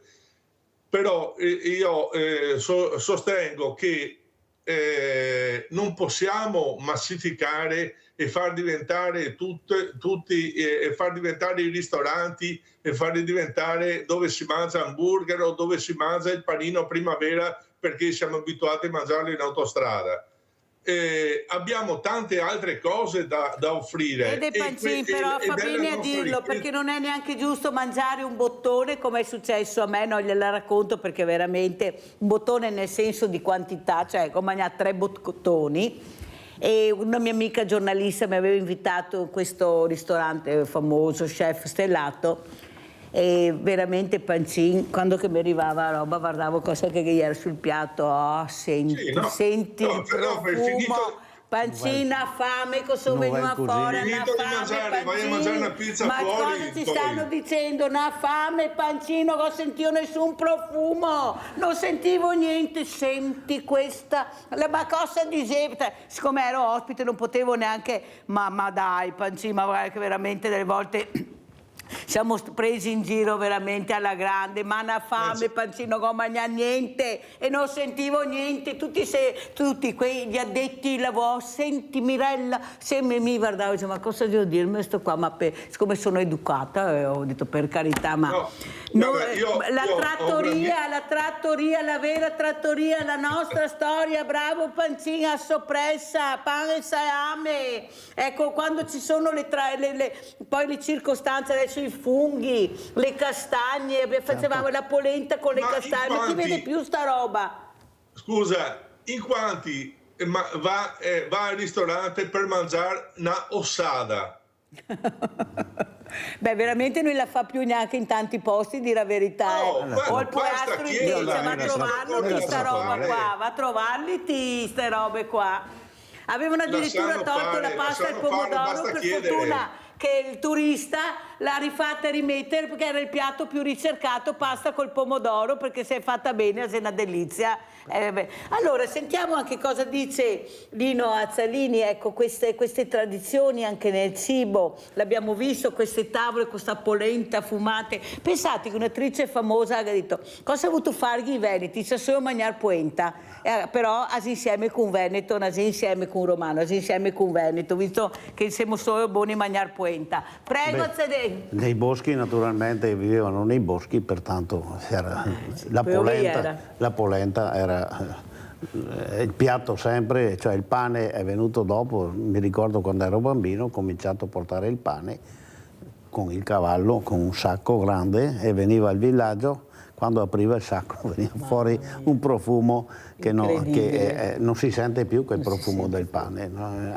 Anche se si passa davanti ad un forno, sparito tutto. Non so, è vero. Saranno altri odori che prevalgono, ma comunque la cucina dei cimbri era una cucina molto povera. Poi formaggio, perché c'erano i magari e c'era il baratto, lo scambio, si dava il formaggio, il burro, e loro davano i scatoli per fare i passini, per contenere le forme del formaggio, perché questo era il vivere di quel tempo. Senta Azzalini, vedo che ha dei libri, ecco, so che andate anche nelle scuole, perché è importante, ecco, quello che diceva anche Pancin, far conoscere nelle scuole, ecco, questa storia, prego. Far conoscere le origini. Facciamo vedere anche il libro? Sì, questo ad esempio è un sunto fatto con le scuole elementari di Fregona, con un concorso che abbiamo fatto a suo tempo, dove tutti gli alunni hanno scritto delle frasi, dei pensieri su quale era la vita del cimbro, la tradizione del cimbro. Qui ce n'è un altro, guardate che bello anche questo. È appunto applicato con un giochino elettronico per imparare un po' la lingua, come si chiamano tutte le cose della casa del cimbro, in lingua cimbra. Poi c'è un piccolo dizionario che abbiamo fatto assieme all'Istituto di Cultura Cimbra di Roana per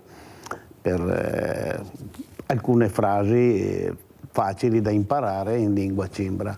Guardate, quindi... aspetta un attimo Azzalini, voglio far vedere anche a Pancin, anche a voi a casa questi libri. Guardate, sembrano i libri di una volta che sfogliavamo, famosi libri delle fiabe. Ecco, Pancin, cosa le sembra? Guardi, che fa ritornare veramente a quello che era veramente il nostro bel paese. Cosa dice Pancin? Questa è la poesia di cui parlavo prima. Sì. Perché questo qui, ma qui giocate sporco, perché andate a toccare i sentimenti della gente, quei sentimenti che dovrebbero essere presenti e non avere anime aride, e guardare il nostro territorio, il nostro cibo, tutto quello. Insomma, bisognerebbe cominciare a parlarsi fra di noi. Abbandoniamo gli smartphone, abbandoniamo il computer, parliamoci, troviamoci, fate delle iniziative, perché il cibo a tavola tutto quanto finisce in gloria e si sta benissimo. Vicini al cibo e perché è una festa sempre quando ci si siede a tavola. E allora cominciamo ad insegnare ai bambini, ai ragazzi, facciamo capire l'importanza di quello che sono le nostre tradizioni, e le nostre tradizioni, fra le più importanti è quella dell'alimentazione, del cibo, e quindi evviva, insomma. Io do un esempio. Io ho visitato moltissime volte il villaggio di Cimbri nel Cansiglio, ma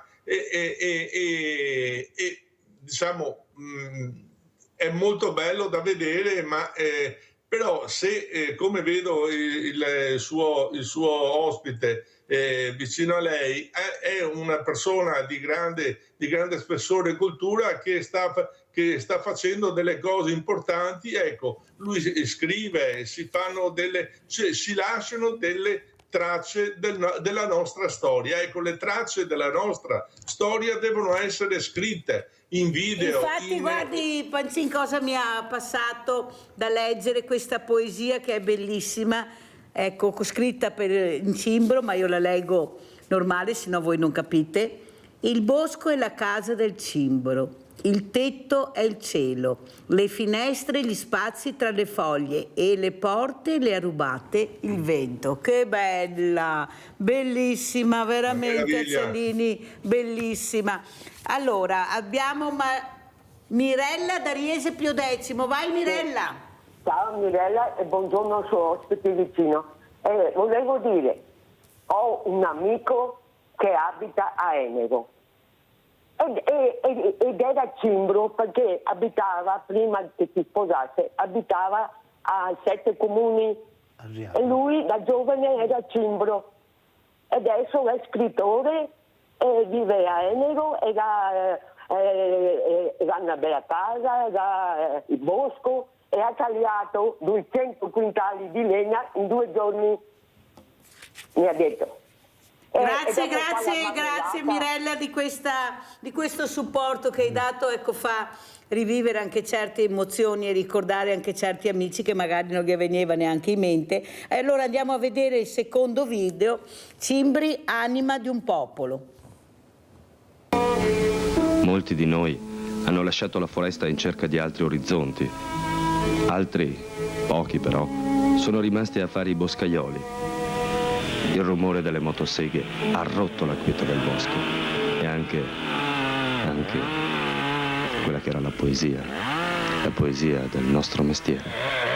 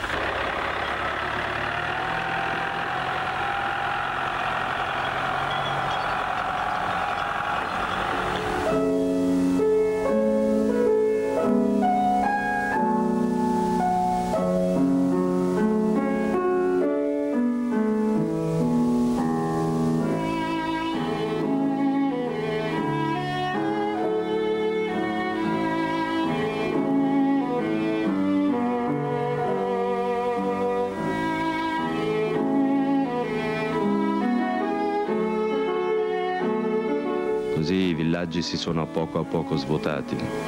Ormai siamo rimasti in pochi e i più sono anziani. Ci rattrista vedere la nostra terra a poco abbandonata e quasi non vorremmo essere noi gli spettatori ultimi di questo triste evento.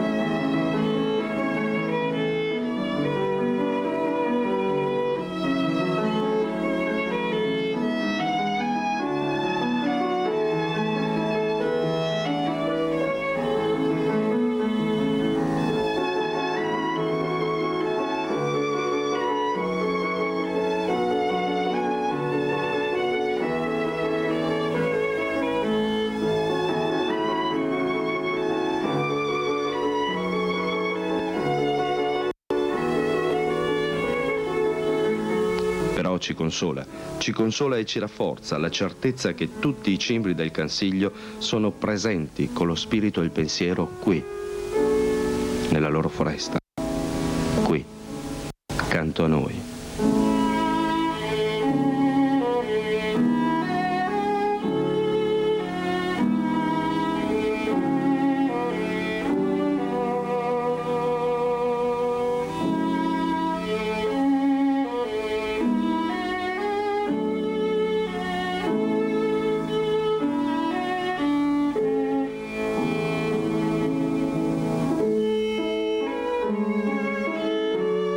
Quando non ci sarò più, tornerò anch'io per sempre nella foresta, tra questi alberi. E qui mi unirò al vivere libero dei miei fratelli.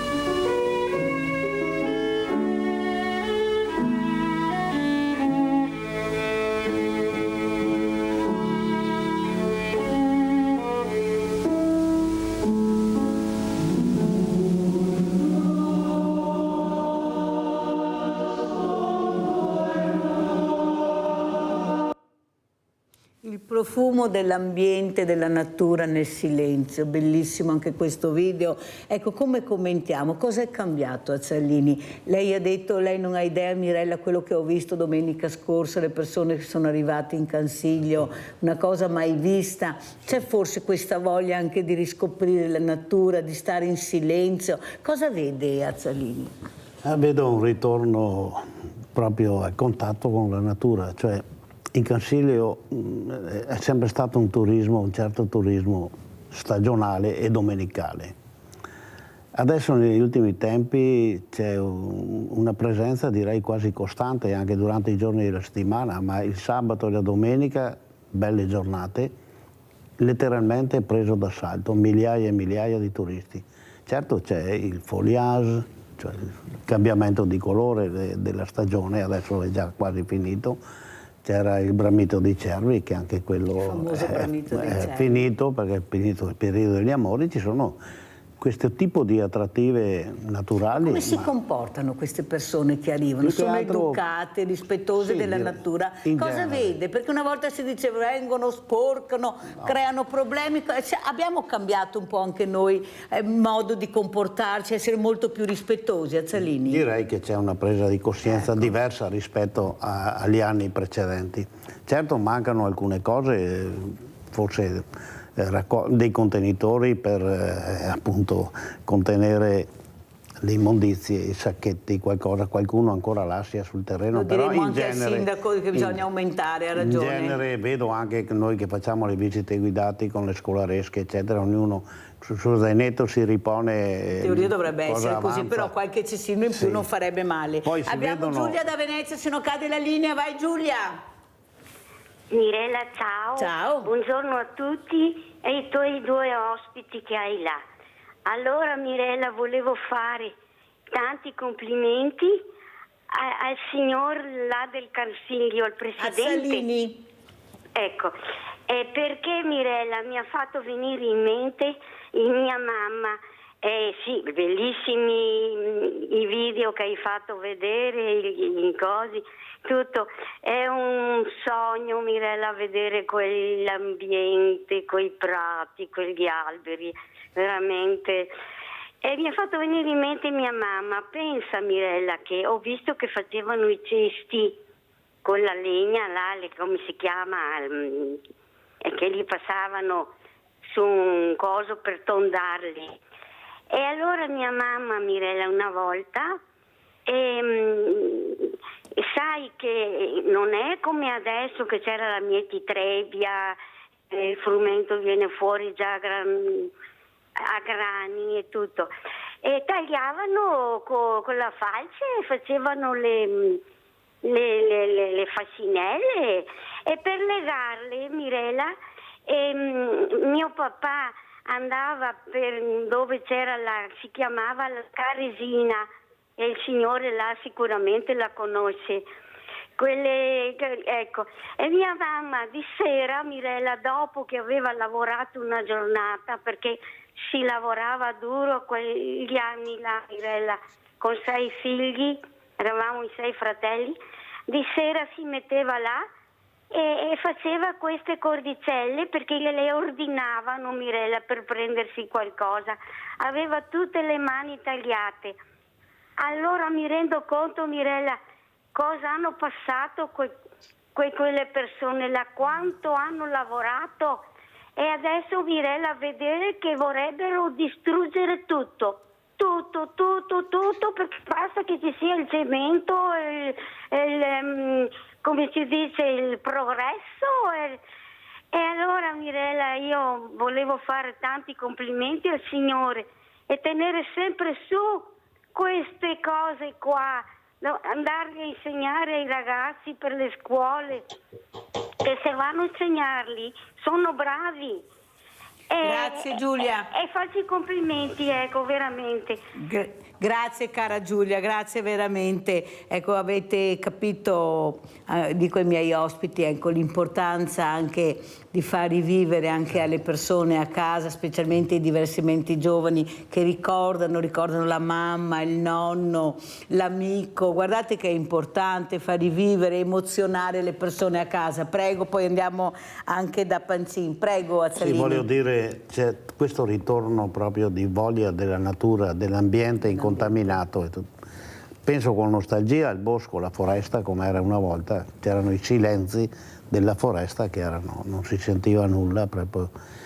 Adesso diciamo che le zone sono più antropizzate. Il silenzio si sente poco ormai. Sì, ormai tra il traffico e la foresta non è più, ma comunque ha mantenuto una volta c'era l'ascia, l'accetta, manera, certo, dicevano sì, gli altri, la manera si di sentiva tutti il colpo i tipi, della manera, il colpo della manera, che era si sente il rumore della motosega, è una cosa un po' diversa. Allora andiamo anche da Pancin, allora vediamo se ha finito col cattivo e esce il poetico di Pancin, visto la natura che abbiamo visto, questo Cansiglio meraviglioso. Cosa dice Pancin?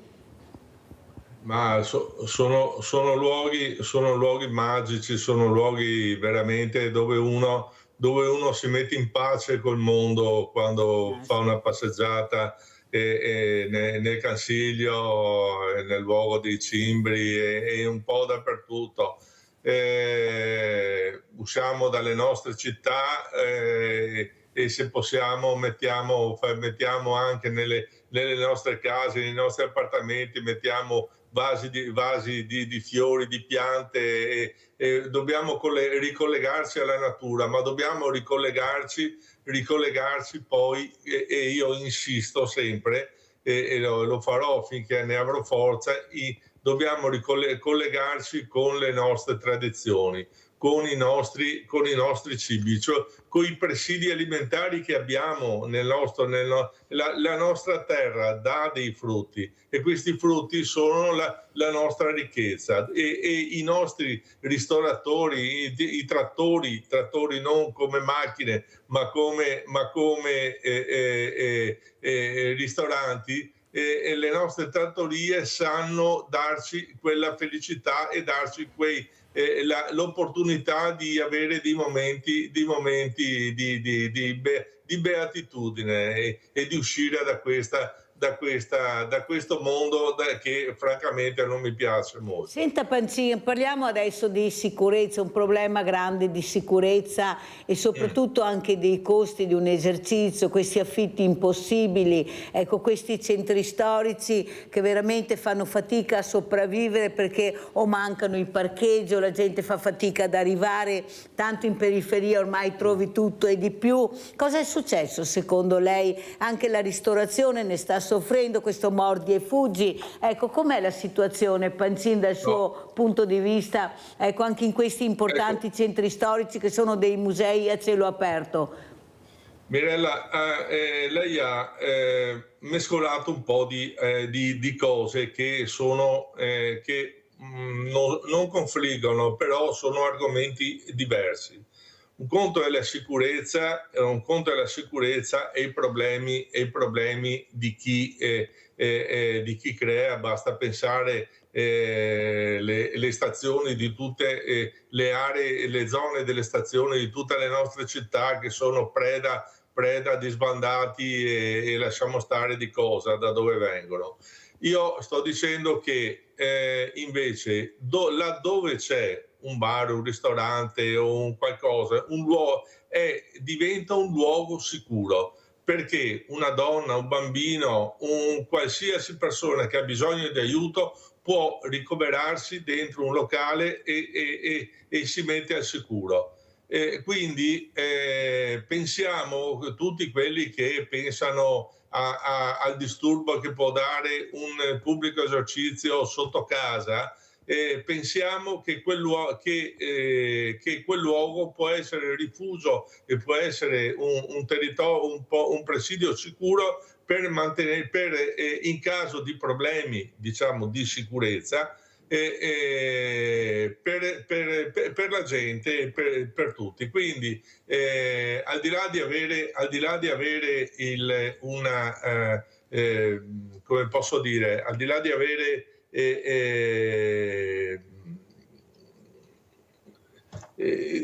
diciamo criticare, diciamo, o perché a volte ci sono conflitti fra gli abitanti e altri, noi dobbiamo pensare che la sicurezza si fa, esiste ed è quando una città è però aperta. vede Pancini, io ho messo dentro un po' tutto, perché è così, perché io investo nel mio locale, cerco di metterlo anche in sicurezza, anche con una tecnologia anche avanzata, e poi quando chiudo il locale mi vedo al mattino, quando riapro, il locale devastato. Abbiamo visto in questi giorni.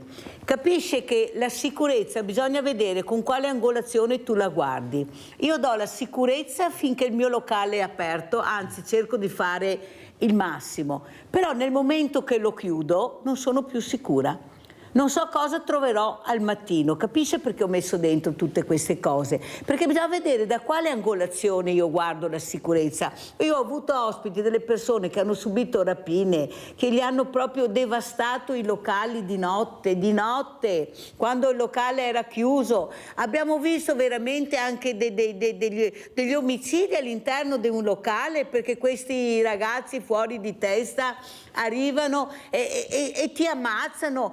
Capisce che la sicurezza ormai il cittadino non la percepisce più. Non è possibile che vedi il rientro alle 3 del pomeriggio perché hanno la paura di lasciare le case vuote e rientrano alle 3, alle 16 al massimo, vedi la fila che rientra, un giretto e via, una spesa e via.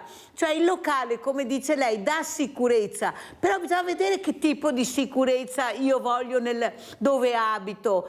Voglio uscire alle 5 del pomeriggio e non ho, perché ho paura del diverso, ho paura che è tutto buio, manca la luce, i locali sono chiusi. Non abbiamo più questa sicurezza, ma la sicurezza anche costa, perché giustamente un ambiente costa tanto. Noi guardiamo cosa ha mangiato la pizza, dove ha mangiato la pizza? In Piazza dei Signori, magari servita con i camerieri e non col tovagliolo di carta e il tovagliolo, come si dice, ma ho mangiato una pizza. Capisce che dobbiamo anche parlarne di queste cose, perché sennò non ne veniamo fuori. Ormai c'è un caos totale, una confusione totale. Allora da una parte mangio il bottone e ho fame, mi fa pagare l'ira, dall'altra parte mangio una pizza e ma ho mangiato una pizza, infine cosa ho mangiato? Ecco, Azzalini, anche lei cosa dice? C'è un po' di confusione in giro, ormai non si riesce più a capire quello che è giusto e quello che è sbagliato, sì, la paura di tutto. C'è di tutto e di più, c'è una confusione, direi quasi generalizzata. Ad esempio, io non sono contro gli animali, i cani, così, anche ero in un locale, sempre in Cansiglio, per dire, a mangiare a mezzogiorno, e arriva una compagnia, sono in 12, volevano prenotare, però abbiamo 9 cani. 9 cani. È rimasto, il ristoratore è rimasto un po' di stucco, ha detto mi dispiace, 9 cani, come faccio io a tenere 9 cani? Trovate voi la soluzione. Cioè anche queste cose vanno normate, voglio dire, e la stessa presenza di persone che si comportano in una certa maniera dentro, magari parlano. Sentiamo anche come commenta, bella questa domanda che ha fatto, che ha detto, che ha raccontato il nostro Azzalini. Panzin, se lei arrivasse in un locale, oppure un locale che lei questa mattina rappresenta, ecco, questa commentiva con 12 persone e 9 cani, cosa direbbe? Prima essere sempre rispettosi, educati, il cliente ha sempre ragione. Ecco, come vede questa situazione? Credo che questa sia una situazione un po' estrema, perché cioè, arrivare a un tavolo con 9 cani, insomma, o uno aspetta e li tiene fuori, li tiene tutti quanti, perché in quel locale non ci sono solo quelle 12 persone a mangiare, ci sono anche altri, quindi gestire 9 cani credo non sia da fare all'interno del locale, premesso che comunque i cani di compagnia, oppure magari i cani a servizio che sono per persone non vedenti, piuttosto che aiutano ad aiuto a certe persone disabili. Io credo che in questo caso dei 9 cani, questo non è una condizione da poter gestire all'interno del locale. 9 cani, insomma. Ma chissà quante cose non sappiamo perché nessuno ce le racconta. Siccome devo correre purtroppo, Panzin, adesso io voglio sentire anche il Panzin poetico. Prima abbiamo sentito il cattivo. Il Panzin poetico quale sarebbe, cosa ci dice? No, guarda, io torno sempre a quello che ritengo poesia dei nostri cibi, perché questa trasmissione su questo mi sembra abbia dato un indirizzo. E allora diciamo che io unisco il territorio. Il Cansiglio è un luogo legato alla Serenissima, è un luogo legato al Veneto, è un centro. Io sto pensando, ma anche andando un po' più in là, chi è che sa dov'è Sant'Antonio del Pasubio? Ma io ho ricordi di Panzin giovane, quando mio papà mi portava a mangiare la soppressa, e qui batto, la soppressa in quel luogo. Io ho ancora il gusto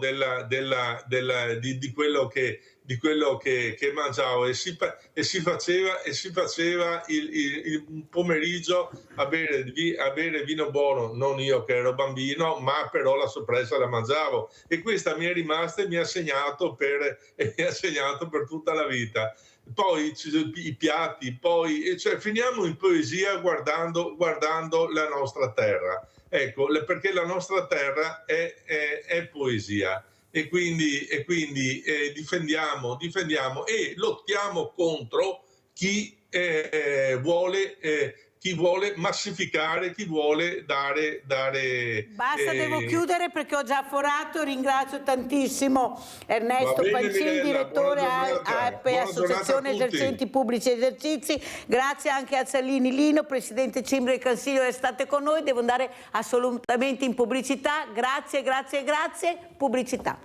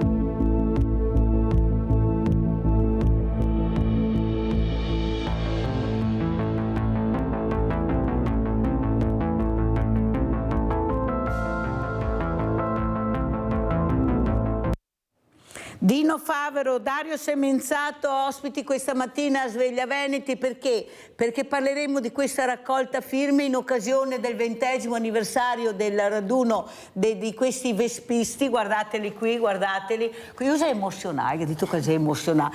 Io un fiamanco, ma io sono emozionale, non si ricorda neanche quello che aveva da dirmi, ma adesso sentiremo. Saluto anche Luciano Buso, studioso e ricercatore scientifico, arte internazionale. Che bello rivederla, Buso, grazie anche a lei di essere qui. Buso, parleremo anche di tante cose, anche dell'arte e della cultura, perché alla fine si parla sempre di arte e cultura.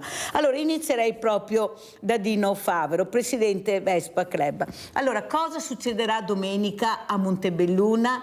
Perché avete scelto Montebelluna? E cosa vuol dire il 20° raduno delle Vespe Club? Prego.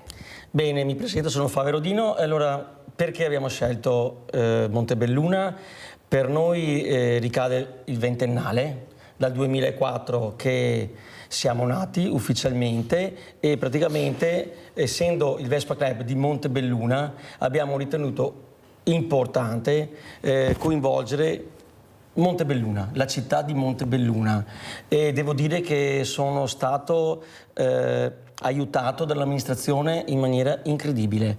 Tutte le strade mi sono state aperte, tutto quello che abbiamo chiesto, tutto quello che abbiamo voluto ce l'hanno permesso e ce l'hanno concesso, naturalmente nelle regole. Certo. Sentiamo anche Dario Semenzato. Dario, perché questa unione, per questo importante raduno, ma soprattutto far capire la sicurezza, l'importante della sicurezza. Ci si può divertire, ma bisogna essere sicuri, bisogna saper guidare, andare piano, rispettare la segnaletica. Prego, Dario. Bene, io sono presidente del Vespa Club Resana, nonché amico di Dino, e niente, per noi quest'anno, il raduno di Montebelluna è un raduno intanto che ci teniamo ogni anno ad essere presenti, e ha una sfumatura un po' speciale quest'anno. Purtroppo, perché di recente è mancato un giovane vespista, il nostro caro Kevin, e lui ci teneva tantissimo ad essere presente a questo raduno, e quindi sarà per noi un raduno molto emotivo, perché veniamo giù da Resana, siamo oltre più di 100 vespisti che oltre a voler esserci per Montebelluna, vogliamo esserci per Kevin e per essere vicini alla famiglia di Kevin, insomma. E il messaggio di sicuro che vogliamo passare è quello di cercare di andare piano e di avere non 2 occhi ma 8, 10, 12 occhi, perché è un attimo, è veramente un attimo, e quindi questo qua è un po' il segnale, il messaggio che vogliamo trasmettere, che voglio trasmettere, insomma, perché la vita può essere purtroppo come un fiammifero, si accende e un colpo di vento ti può portare via. Complimenti per queste parole, Dario. Quello che però rammarica è questa voglia di superare il limite, questa asticella che si alza sempre di più, specialmente in un'età dove magari l'adrenalina è una cosa che ti fa vivere, è una cosa che tu vuoi provare. Questi sorpassi azzardati, io lo vedo anche al mattino quando vengo al lavoro, questi ragazzini che devono andare a scuola con queste motociclette, con queste vespe, che sono in ritardo, che hanno fretta di superare. Ecco, forse anche la scuola dovrebbe impegnarsi molto di più. La sicurezza va spiegata.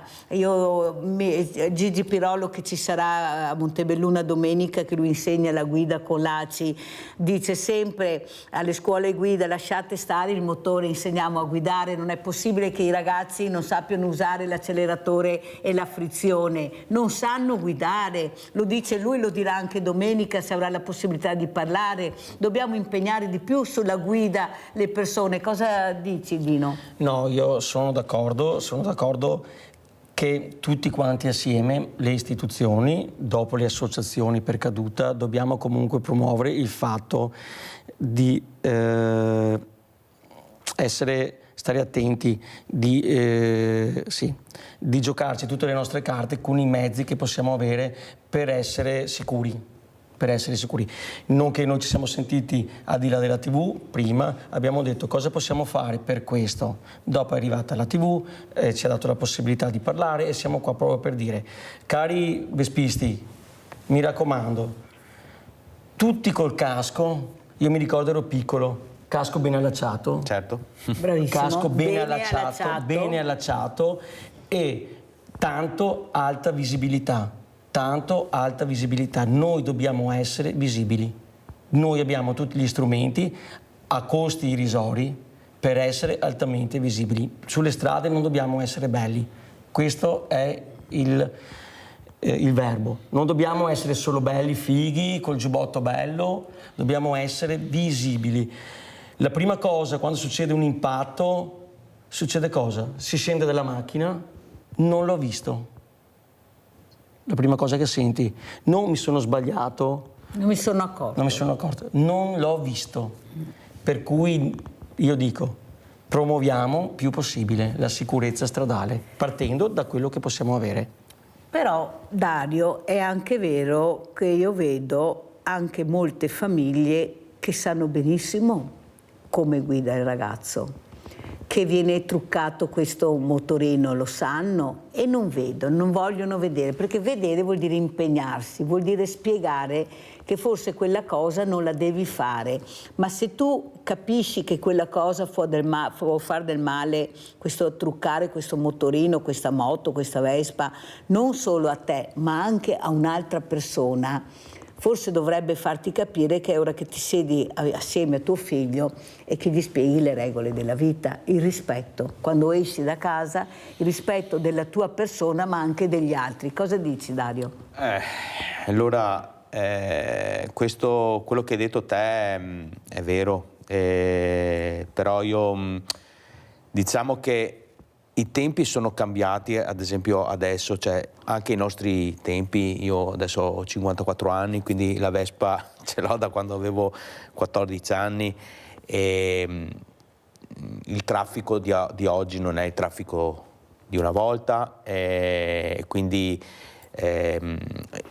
oggi ci devono essere 350.000 più attenzioni, abbiamo il maledetto cellulare sempre in mano, anche in macchina, e quindi anche questo è un grosso problema, quindi le distrazioni che anche gli autisti, cioè i conduttori di auto hanno. E per quanto riguarda il discorso dei motorini truccati, io sono convinto che cioè tutte le famiglie, cioè tutti i genitori quando comprano un motorino, quando comprano una Vespa al proprio figlio, sanno cosa gli danno in mano, perché lo sanno. Io ho 3 figlie e ho cercato di ma non volete una Vespa? No, loro non gli interessa la Vespa, ma sono sicuro che se avessi avuto anche un maschio la Vespa ce l'avrebbe avuta e sarei stato orgoglioso. E dopo di che quando gli dai uno strumento del genere bisogna anche educarlo, bisogna dirglielo e io ti posso garantire che anche per quanto riguarda il discorso anche purtroppo di Kevin, i loro fantastici genitori, queste cose qua gliele avevano dette, stradette, è che quando hai 15, 16 anni, 17 anni, appunto fai fatica. Si fa fatica, perché è inutile dirlo, una così. cosa è anche giusto, perché i ragazzi non devono, certe paure non le devono avere, nel senso che sennò altrimenti non si vive più. Però l'esuberanza di quell'età è difficile a volte da gestire, è molto difficile da gestire. Quindi anche tu prima avevi fatto un passaggio anche delle scuole, è importante. Allora il messaggio dei genitori è importante, assolutamente, e questo io sono convinto che tutti i genitori glielo passano questo messaggio, però sono importanti anche i messaggi che danno la scuola, cioè la scuola deve ricominciare a avere un'educazione civica. Cioè bisogna insegnare l'educazione civica, è una materia fondamentale, il rispetto degli altri, non c'è più rispetto, ma dalle piccole cose, quindi anche l'opinione pubblica, anche la società, cioè bisogna ritornare un po' indietro su queste cose qua. Sentiamo anche, devo correre perché purtroppo il tempo è tiranno e dobbiamo correre, saluto anche il professor Luciano Buso. Noi abbiamo parlato di cultura, ecco, anche lei è nato con la cultura, con l'arte, anche questa cultura che viene messa in discussione.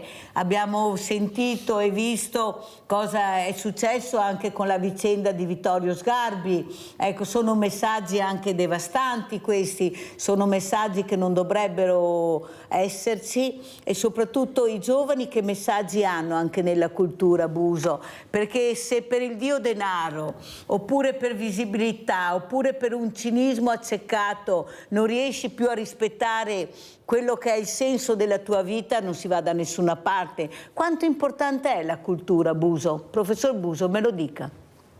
Intanto buongiorno a lei e a tutti gli ascoltatori.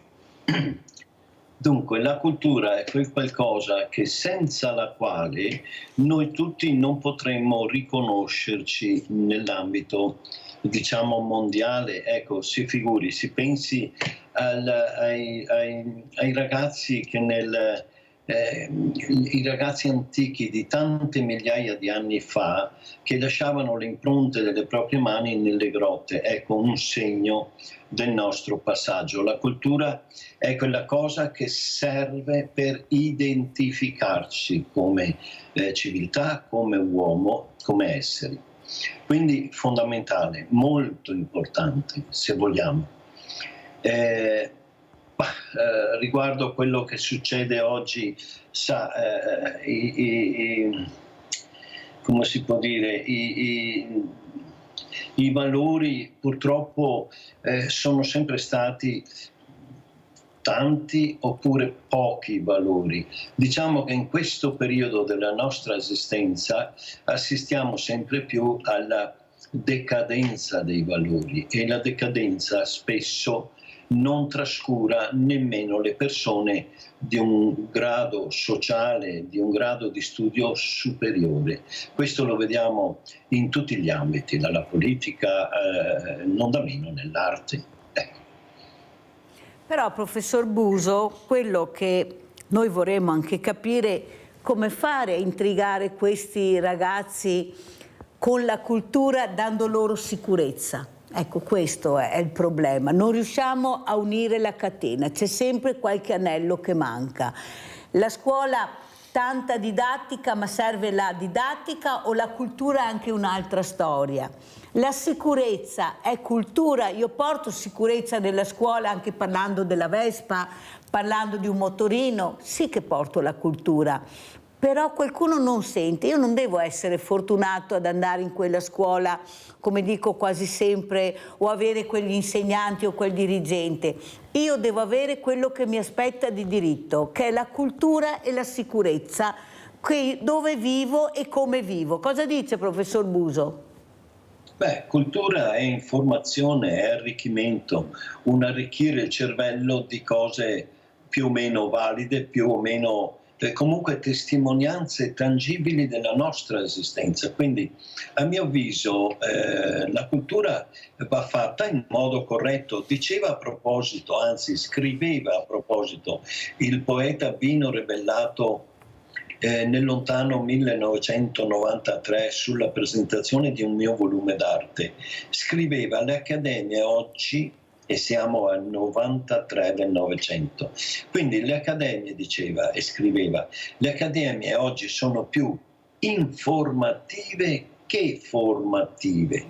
Ecco, in questa frase vi è, diciamo, un po' quello a cui noi tutti stiamo assistendo. Io penso che il veicolo migliore per dare credibilità, quindi non la credibilità individuale, bensì una credibilità più ampia, sia proprio il rivolgerci alla scienza. Ciò che la scienza moderna, la scienza attuale, oggi propone nella sua evoluzione, e in questo campo rientrano gli studi da me portati avanti oramai da circa 20 anni. Molto chiaro, professor Buso, e la ringrazio perché la scienza vuol dire anche ricerca e ricerca vuol dire tecnologia. Io ho sempre di più tecnologia molto avanzata grazie alla scienza e alla ricerca, però devo rispettare questa tecnologia perché se supero il limite, se alzo l'asticella, la tecnologia mi frega. Questa è la verità. Perché abbiamo le macchine che vanno a 150 all'ora, ma ci sembra di essere fermi. Abbiamo davanti, abbiamo di tutto e di più, sembra di essere al cinematografo, tutte queste luci, queste cose. E però, ecco, la scienza, la ricerca e la tecnologia, ma quanto male mi faccio se alzo l'asticella? Abbiamo Leone da Trebasele, che vai Leone? Ciao Mirella, grazie, saluti i tuoi ospiti. Ciao. Allora, l'altro giorno c'è stato il funerale a Napoli di quel ragazzo che è stato ammazzato, cioè è stato, sì, gli hanno sparato perché si era messo per pacificare la cosa e l'hanno ammazzato. Al funerale si sono presentati un gruppo di amici, tutti in moto, neanche uno aveva il casco, senza dire che dopo il funerale centinaia di palloncini bianchi nell'aria a inquinare il mondo. Comunque, non so, anche la televisione dovrebbe farsi qualche domanda per far vedere queste cose. Volevo chiedere al dottor Buso, io ho girato il mondo, ho comprato molti quadri in giro per il mondo, per farli valutare. Potrei vedere il dottor Buso da qualche parte, c'è un ufficio, qualcosa. Ti do io il numero del dottor Buso, il professor Buso, se vuoi, se dopo mi autorizza ti passo il numero del professor Buso. Grazie Leone, allora andiamo da Dino, poi sentiremo anche la risposta del professor Buso. Quello che ha detto però sia il professor Buso e anche in parte Leone, ma soprattutto la sicurezza. Ecco, noi abbiamo bisogno di sicurezza e voi cercate di dare questo messaggio portando questi ragazzi a divertirsi, però in sicurezza. Assolutamente. Ecco, prego sì, Dino. Volevo riprendere la parola del dottor Buso, volevo dire scienza e tecnologia. Bene, noi possiamo utilizzare la scienza trasportata in tecnologia. Oggi abbiamo capito che possiamo avere il giubbotto con l'airbag. L'abbiamo visto. L'abbiamo visto. Questa è scienza e tecnologia. Ricerca? Ricerca, assolutamente ricerca. Per cui comunque se fatta bene si può parlare anche di tecnologia e scienza. Bene. Noi cosa stiamo facendo? Io è tanti anni che Vespa Club di Montebelluna, io sono circa 18 anni che sono presidente, siamo nati piccoli, siamo diventati grandi. Terzo mandato ero presidente. Terzo, quarto, non so neanche quanti, per acclamazione, nessuno lo vuole fare, no scherzo, per acclamazione sempre. E praticamente quello che volevo dire, noi cosa abbiamo fatto? Io, ma veramente con i miei consiglieri abbiamo detto, se non quasi siamo stati i primi in Italia, abbiamo detto il Vespa Club Montebelluna sulle sue uscite rende tra virgolette quasi obbligatorio il giubbotto alta visibilità. Prima roba intanto. Ecco, noi questo lo adottiamo da circa 10-12 anni, ok? E noi ogni uscita, ogni raduno, il mio messaggio è quello di presentarsi con il giubbotto alta visibilità. E il casco? Naturalmente il casco alta visibilità, ma là siamo ancora un po' fighi. Là siamo anche un po' fighi perché mi piace il casco che piace a me, con la visiera che voglio io devo dire, lo ripeto, dobbiamo essere sicuri, non dobbiamo essere belli. Bravissimo. Per cui il casco, io per il mio lavoro faccio migliaia e migliaia di chilometri, io guardo sempre, mi medesimo, io le moto col casco giallo le vedo subito, le moto senza casco giallo devo focalizzare bene proprio per capire. Ma ascolta Dino, dovrebbero esserci delle regole, a mio avviso, e vorrei sentire poi anche Dario. Nel momento che io mi metto in una strada, che esco di casa, io devo avere delle regole. Se il casco giallo mi dà sicurezza, io devo comprare e avere il casco giallo, né marron, né nero, né grigio. Sono d'accordo. Se il giubbotto mi fa rendere visibile, io quel giubbotto devo essere obbligato a indossarlo.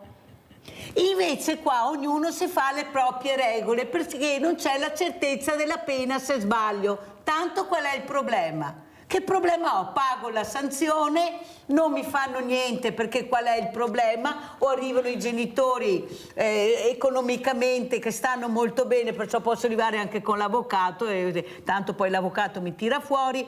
Cioè, queste non sono le regole, perché la regola è il rispetto del prossimo quando guidi, che sia la bicicletta, che sia la macchina, la Vespa, il motocicletta, e anche il pedone stesso deve avere delle regole, eppure ognuno fa da sé. Noi diamo sempre la colpa a qualcun altro, passiamo sempre il cerino a qualcun altro, è colpa della strada, è colpa dell'albero, è colpa della poca luce, no, è colpa tua, perché se rispettavi la segnaletica forse questo non sarebbe successo, e se avessi avuto la sicurezza forse non ti saresti fatto così male o saresti morto. Prego Dario.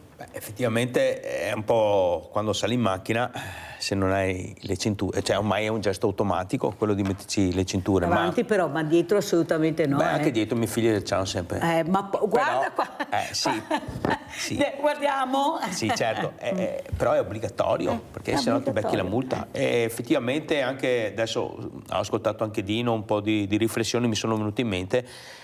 Effettivamente questo giubbetto qua dovrebbe essere obbligatorio. Costa quanto? 3-4 euro? Quanto costa? Non costa niente, però effettivamente è vero. E dopo noi siamo forse, cioè se ci sono degli obblighi ti rendi conto che bisogna rispettarli. È un po' difficile a volte, è vero, far passare messaggi di coscienza, devo fare per me stesso, per gli altri. E gli ultimi avvenimenti così effettivamente mi hanno comunque portato a fare delle riflessioni e quindi ritengo che sia veramente come il messaggio che ha detto Dino: non dobbiamo essere belli ma dobbiamo essere visibili. È molto molto molto importante. Questi messaggi che dobbiamo dare tutti assieme, molto importante, perché è importante, non si possono vedere morti con famiglie straziate, con dolore che non passerà mai perché qualcuno si è dimenticato di fare qualcosa oppure non pensava ma vuoi che capiti proprio a me. No, in quel momento, come ha detto Dino, la candela, un soffio, basta un soffio, si spegne la candela e non ce n'è più per nessuno. Allora, professor Buso, ecco questa candela, ecco, fatalità, è uscita la candela che abbiamo visto anche riprodotta in un quadro, ma qualcuno l'ha scoperto. Ecco, anche questa falsificazione, lei che è un artista, a trovare sotto la tela un'altra tela ancora, eppure anche lei ha fatto tanta fatica, perché la verità fa male, la verità di vedere quella che è veramente quello che dovresti vedere a qualcuno non piace. Cosa ci dice professor Buso? Sta cambiando anche questa realtà che noi vediamo tutto falsificato, tutto contraffatto, cosa ho comperato. Ecco, Leone diceva: ho comperato tanti quadri, vorrei anche capire però che quadri ho comperato, alla fine anche questo, ma cosa ho comperato? Prego professor Buso. La cosa è antica, è vecchia, proprio come la notte dei tempi. Diciamo che già la faccenda dell'Amorino di Michelangelo Buonarroti, che fu ordinato dal Savonarola all'incendio, come è noto nella storia, di tutte le opere che rappresentavano la vanità, e Michelangelo a un certo punto, fatto il suo Amorino, decise di sotterrarlo. Ve lo spiego in breve, velocemente. Lo sotterrò per salvarlo dal fuoco del Savonarola. Una volta passato il pericolo, Michelangelo dissotterrò l'Amorino e, passato un mercante, lo vide, ovviamente sporco di terra, ingiallito dalla terra in cui era stato per lungo tempo, e decise di comperarlo. Adesso non mi ricordo più la cifra, si parlava di ducati, insomma era una bella cifra, e Michelangelo glielo ha venduto. Velocemente, Michelangelo, andato a Roma, più tardi si è portato a Roma, e nella stanza del cardinale vede il suo Amorino. Dice: ma questa è un'opera mia. Come, dice il cardinale? No, l'ho acquistato da un mercante come reperto romano. Ecco, il reperto romano perché aveva acquisito nel frattempo, diciamo, una patina dalla terra. Ecco, e lì fu smascherato, diciamo, la disonestà del mercantaggio delle opere d'arte. Allora, se l'opera d'arte viene vista come valore commerciale, spesso, come tutte le cose, d'altronde, favorisce, diciamo, la illegalità. Ecco, in questo termine illegalità ci sono 1000 sfaccettature poi. Quindi se le persone amassero veramente, questo diciamo è un po' colpa anche delle cifre fatte lievitare così alte, per esempio quadri di Pablo Picasso che raggiungono vertici altissimi nelle aste, lo stesso Van Gogh, ma poi altro, adesso per esempio di recente il turno di Tiziano Vecellio, ma insomma ce ne sono tante. Ecco, questo, diciamo, lievitare delle cifre, degli interessi, e l'uomo per sua natura ne è sempre un po' schiavo, ecco, fa sì che poi anche nel mondo dell'arte, nel campo dell'arte, quadri magari autentici vengono spacciati per non autentici, quadri magari autentici e non autentici vengono spacciati poi per autentici. Si è in un campo, per così dire, minato. Ecco perché io mi appello alla scienza e con la scienza vado a braccetto da circa 20 anni. Infatti io ho avuto ospiti un fisico, professor Buso, proprio l'altro giorno, e mi ha detto: lei Mirella quando fa una domanda si faccia dare i numeri, perché i numeri sono quelli che danno la risposta. I numeri sono numeri e la scienza è fatta di numeri, non di chiacchiere. Allora io vedo che Dario ha un rotolino che continua a gestire. Apriamo sto rotolino magico, Dario, e vediamo cosa è scritto. Allora, giriamolo che così... Ecco, gira Dario, bravo. Vediamo, eccolo qua.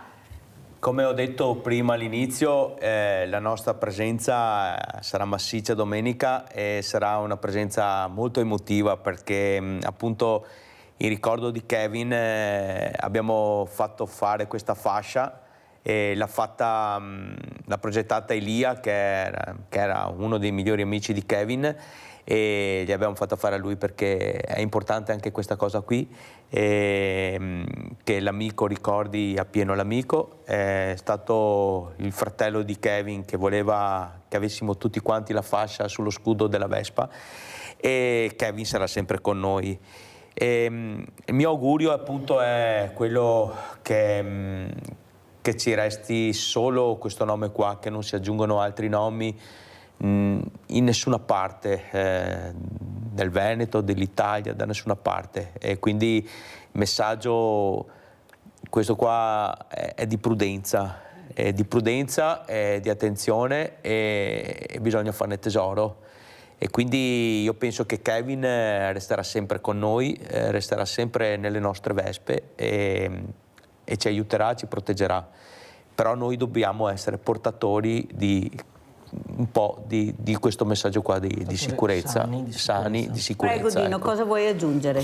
Ma c'è poco da aggiungere quando vedi e senti queste parole, che già una comunità paesana si è stretta, poi una comunità di vespisti si sta stringendo, poi arriviamo a un raduno che è stellare, voglio dirlo, cioè, e tutti ci abbracceremo per Kevin. Io penso che non servono più parole, insomma. Vivremo l'emozione, vivremo il momento, perché poi le emozioni ti possono portare avanti, portare indietro, fermarti, cioè le devi vivere in quel momento. La giornata sarà Ecco, come si svolge questa giornata? Allora, raccontiamo un po' a che ora si inizierà, come sarà questa giornata. Allora, partiamo che il raduno è su 2 giorni, però la giornata di domenica è il clou. Ok, perché il sabato, anzi parliamo di domenica, praticamente domenica mattina noi ci troveremo dalle 8, naturalmente lo staff molto prima, dalle 8 ci troviamo a Madonna della Salute, che è una frazione di Maser, dove sempre da 17 anni con il comitato Madonna della Salute, che nel periodo fa la sua sagra, ci ha sempre ospitato per questo raduno. Siamo partiti in 100 e da parecchi anni siamo sempre più di 1000. Pensate. Ok, praticamente noi è un po' goliardico il nostro raduno, piace perché all'iscrizione si mangia la trippa, cioè la colazione con la trippa per tutti. Se togliamo una trippa il 50% non viene più. No, piatto americano. No, assolutamente. Noi abbiamo sposato i sapori Dove, locali. a Masere, ora a Masere, in una frazione di Masere, che credo che ci siano 50 case. Penso. Madonna della salute. E arriva il demonio, nel vero senso della parola, tutto meraviglioso. Praticamente noi da là poi raggruppiamo tutti e partiremo alla volta di Montebelluna, dove, come l'ho spiegato prima, per i 20 anni siamo proprio, per la prima volta su 17 anni, siamo a Montebelluna, per la prima volta, proprio perché ricade il 20ennale del Montebelluna, ok? E il raduno è il 17° Regina Tour. Regina perché arriva dalla regina Cornaro, che era regina di Cipro e portata ad Asolo. Benissimo, praticamente arriviamo a Montebelluna, dove a Montebelluna faremo il panino con la bistecca per tutti, in piazza ci sarà il sindaco, ci sarà la banda, ci saranno varie sorprese. Finiremo là, cioè quando abbiamo finito il ristoro si partirà un bellissimo giro sulle colline del Montello per andare al Meve, il Memoriale Veneto, il Museo della Grande Guerra in Villa Pisani a Biadene, dove avremo delle sorprese. Devo svelarle? No. No, se no non sono più sorprese, poi le riprenderemo e così poi le faremo vedere ai nostri telespettatori le sorprese. Però a Montebelluna si raccoglieranno le firme. Montebelluna sarà un momento clou dove saremo fermi più 1 ora e mezza circa, dove avremo le associazioni, dove le caldeggeremo, dove promozioneremo la sicurezza, dove diremo a tutti i vespisti di firmare. Lo metteremo come un obbligo, perché noi dobbiamo raccogliere più firme possibile, perché l'abbiamo capito, l'abbiamo visto che la sicurezza è fondamentale e se siamo noi sulla strada un giorno avremo i nostri figli. Allora c'è anche questo da ribadire in maniera forte. Quello che mi ha commosso, lo dico sia a Dino e a Dario e anche lo dico al professor Buso, sono stati i genitori.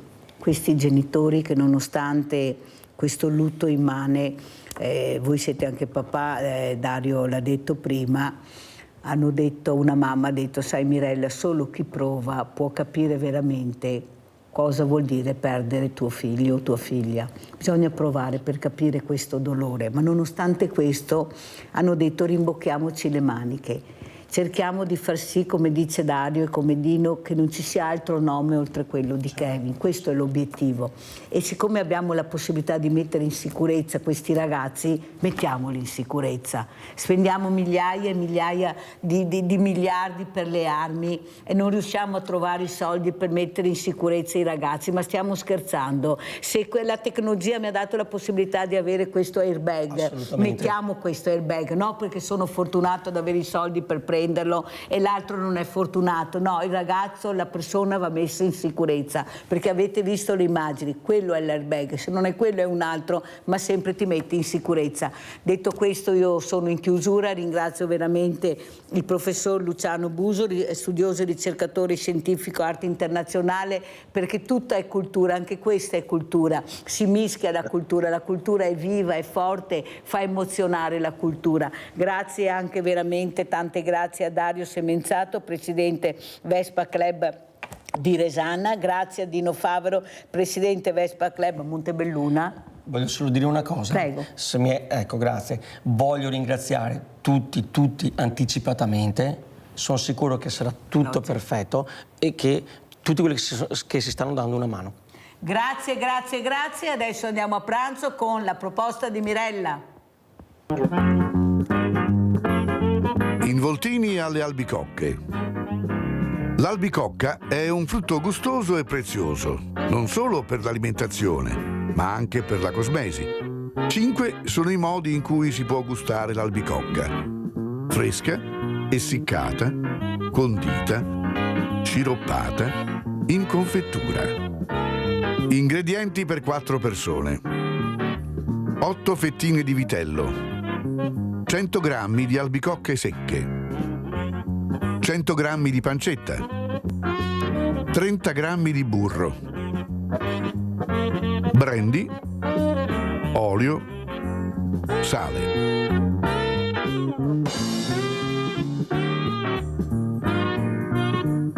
ammorbidite le albicocche in acqua tiepida e una volta ammorbidite, tritatele.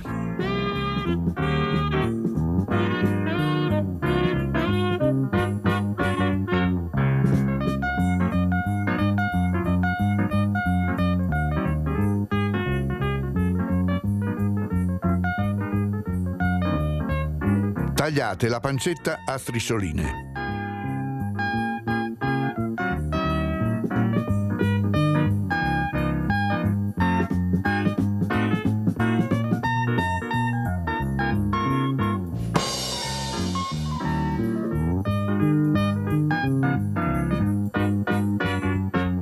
In una padella scaldate 2 cucchiai d'olio con il burro e rosolatevi le fettine.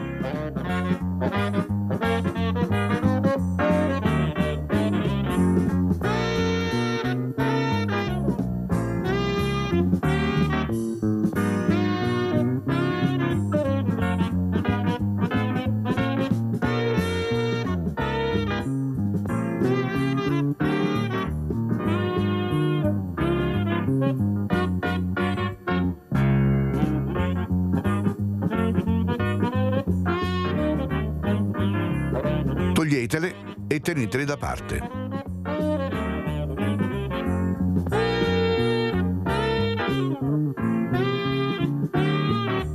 Nello stesso recipiente mettete la pancetta e le albicocche tritate.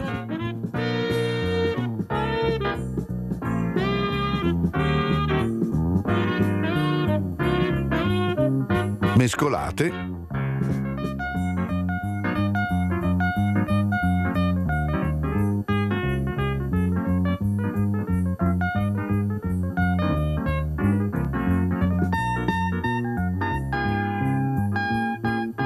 Suddividete il composto sulle fettine.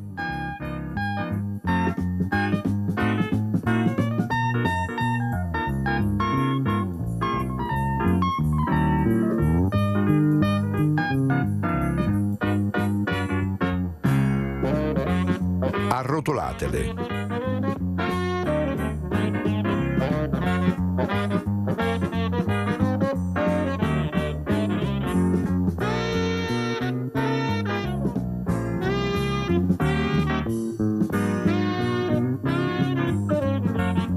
Ponete gli involtini nel tegame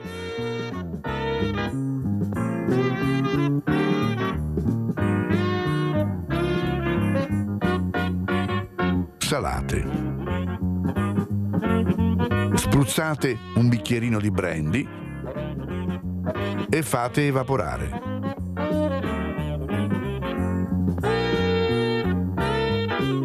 Cuocete appena.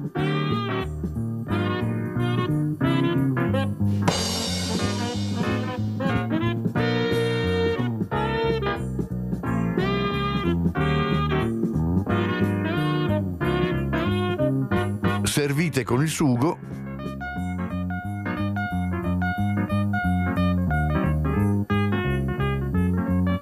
e buon appetito!